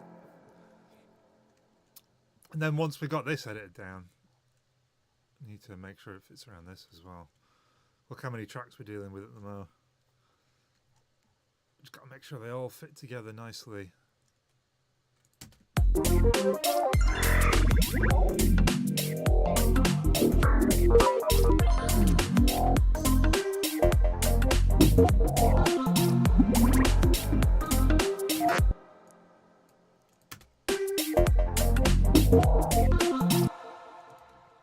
rid of that.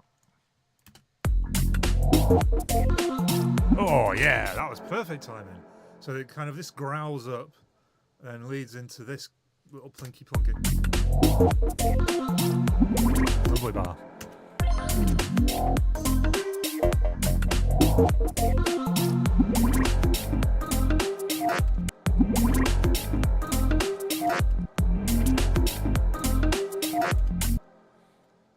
These are not really coming through as well as I thought they might.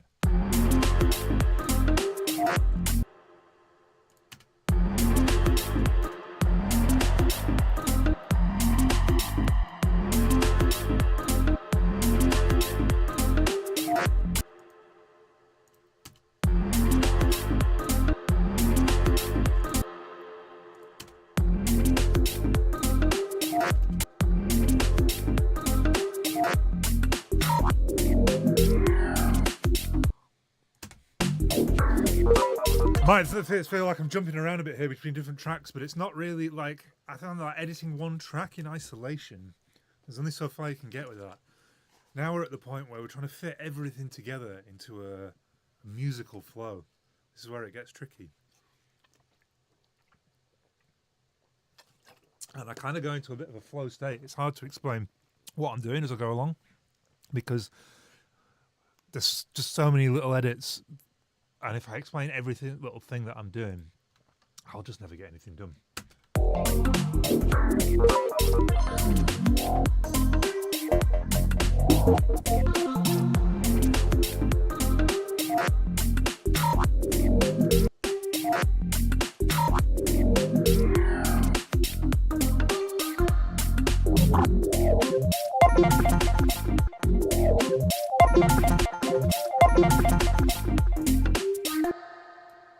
That clashes with that, so hopefully I can bring them both out a bit more.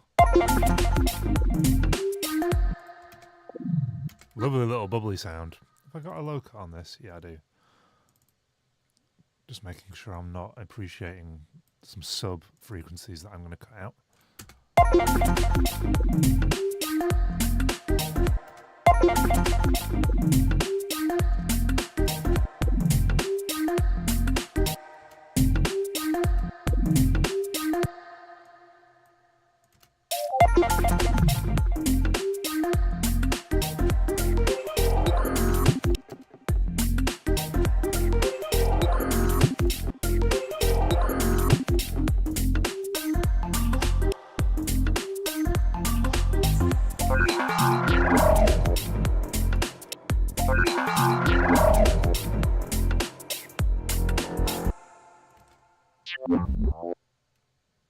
get rid of this one here.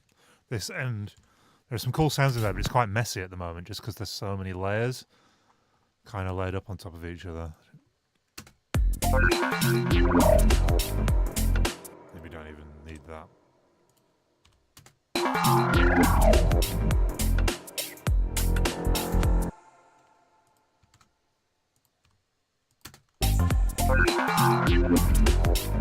Oh, starting to get there now, yeah.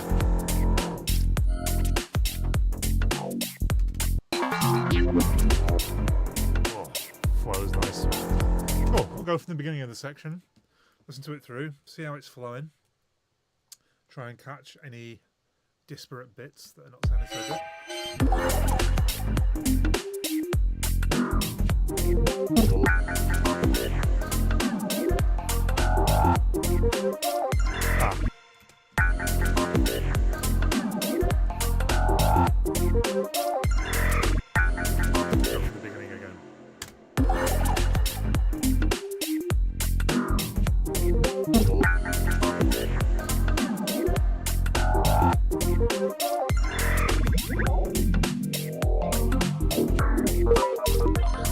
Yeah! Probably don't need this. I think this. I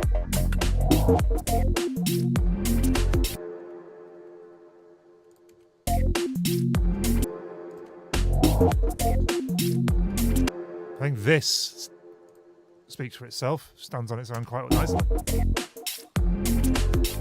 Maybe bring in just the last bit. The last bit here.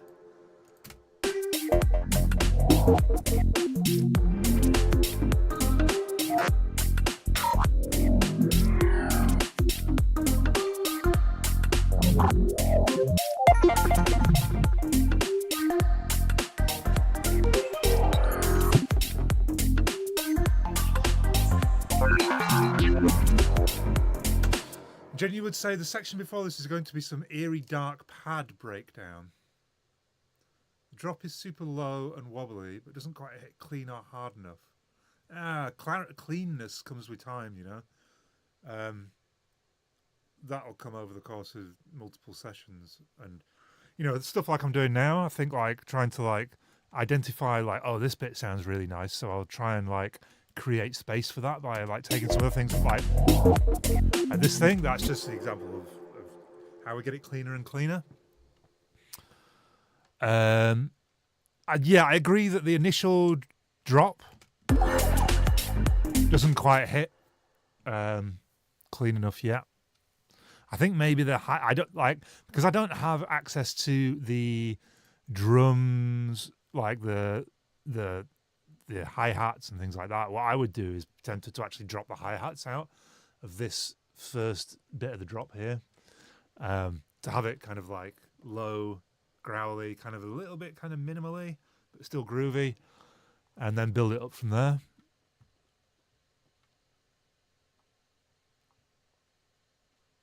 Yeah. So because this is a collab, I don't have to get it 100% right myself right now. Even the structure, you know, I could just like make some sounds, pass them to Charlie and Dane, and then it's their problem. Until it's passed back to me, and then it's my problem again. But you know what I'm saying. I'll do what I can in the time, but it's not going to be perfect yet.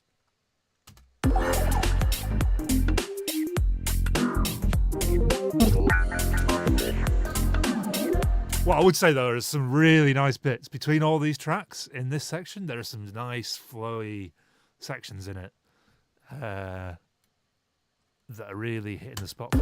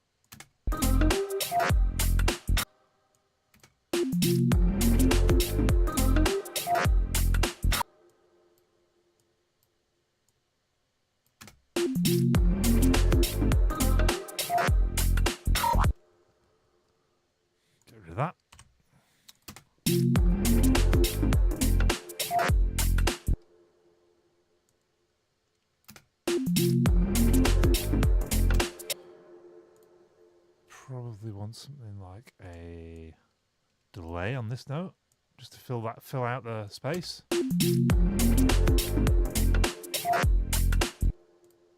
Maybe even this one as well. Oops.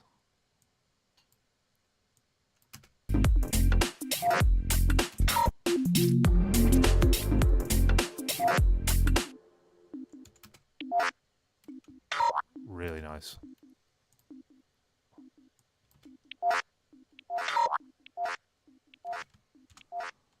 That's just way too long, that delay.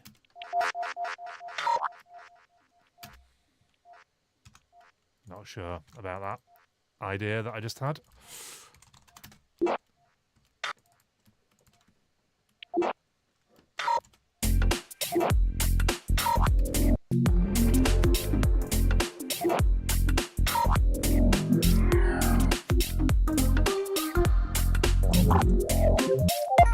Oh, yeah.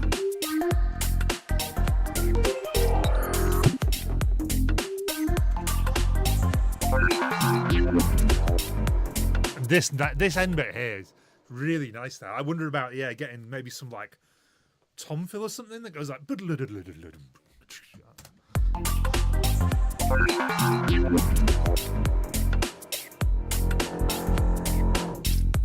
That's something for Charlie to worry about.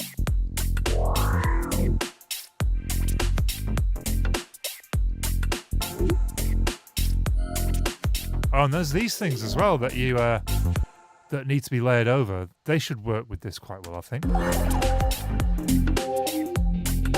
Or maybe not. But edited, carefully edited, I think they will work really well with the sounds that I've made.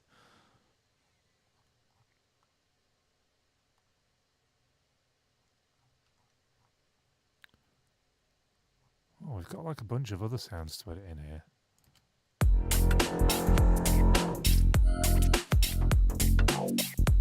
A squeaky bathroom door. I wonder what this is doing. What is this?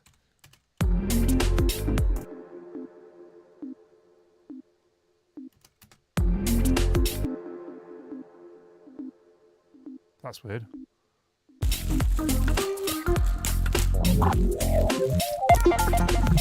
And we got this as well.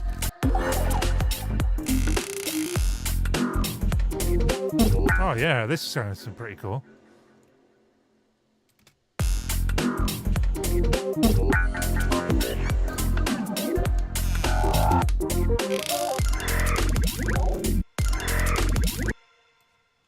Especially pitched down as well.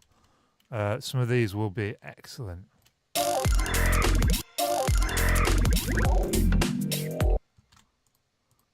Pitch this down. Oh, I need to warp it first. 24.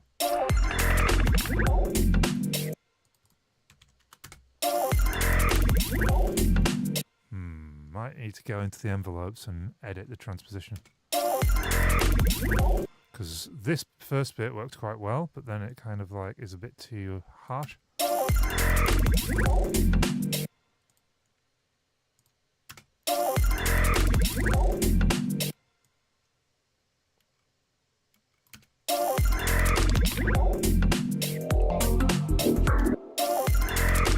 And also I think generally I might need to just roll off the very high frequencies because they're annoying me.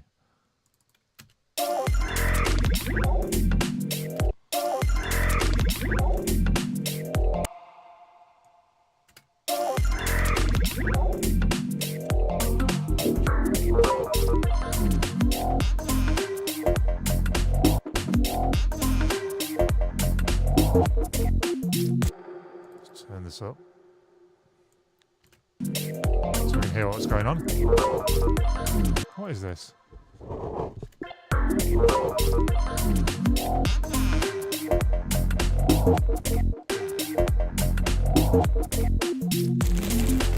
This sounds quite nice. It's quite quiet though.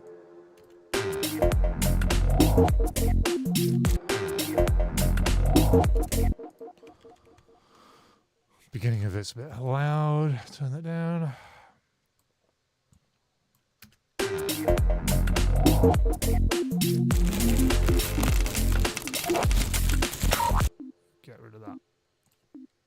for now, one at a time.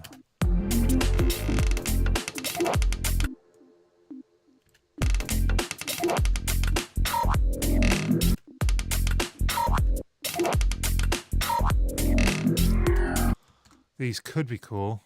Definitely needs some filtering. What am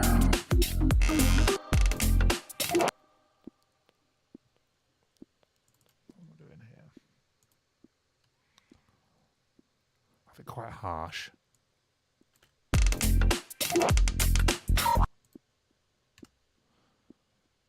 So that it's more noticeable. Because the more you've got a big kind of like brick wall cut off on those high cuts and low cuts, the more you'll notice it when you're doing the sweeps.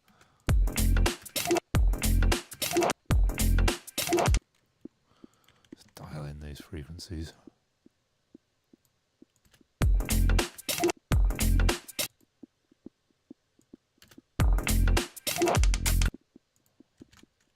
Turn this one down. Get them all nicely sounding leveled with each other.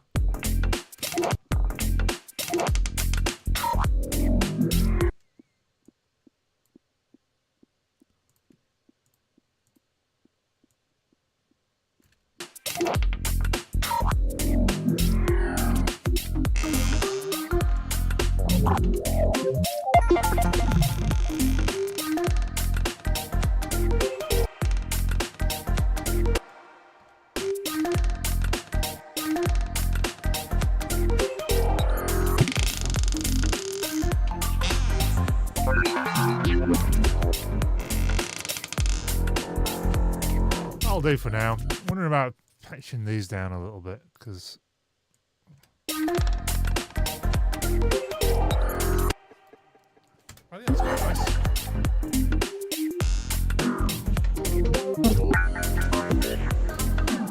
Problem with this mono recording though is it's very central and static, and I would kind of like it to be a bit wider. Wonder about doing something like some kind of like Hass effect. Hass effect is when you slightly delay one channel compared to the other, so left and right, by like less than 20 milliseconds. Your brain picks up on it. It's to do with how your brain pinpoints sounds in space. It's not just like, say a sound's coming from over on your right. It's not just that it'll be louder in your right ear than the left, but that the wave will actually hit your right ear fractionally before it'll hit your left ear. And to create this effect, it's called the Hass effect, and you need to delay one channel by less than 20 milliseconds to do it. That's what this plugin.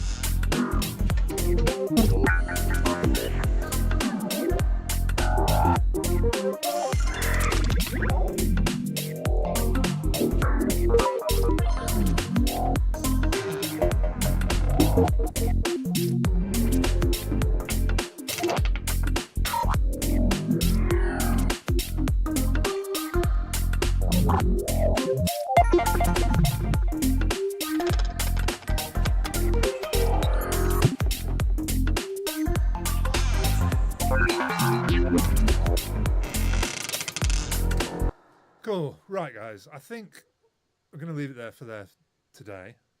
We're going to leave it there for today. At some point, I will bounce out these stems, probably each individual track that is edited, that has your useful sounds. I'm not going to send Dane a bunch of like empty tracks and stuff. And I might even group them into groups of tracks that kind of have the same kind of flow to them, and then send each of those groups to Dane. But he has requested certain things, like this sine wave melody just on its own and in full, which I'll give him. But other than that, I'm just going to group things into what I think should be grouped together, basically. But I'm not going to do that on stream. I'll do it after, but just to let you know, a little insight into our collaborative process. So that if you wanted to collaborate with your friends, you can do it easily. So we'll just listen to this track once through, and then it will be the end of the stream. Thank you to those that have turned up. Like and subscribe if you enjoyed it or find it useful or relaxing or whatever. If you think it's rubbish, give it a good old dislike. If you think my music's complete crap, tell me about it in the comments. But I would obviously prefer that you tell me that I'm doing a good job. But whatever.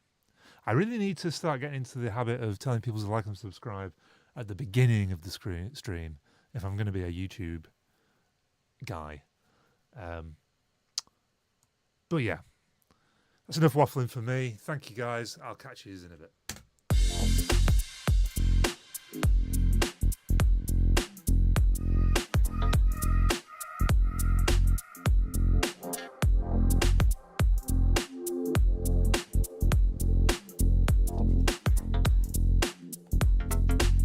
Automode, you're a legend.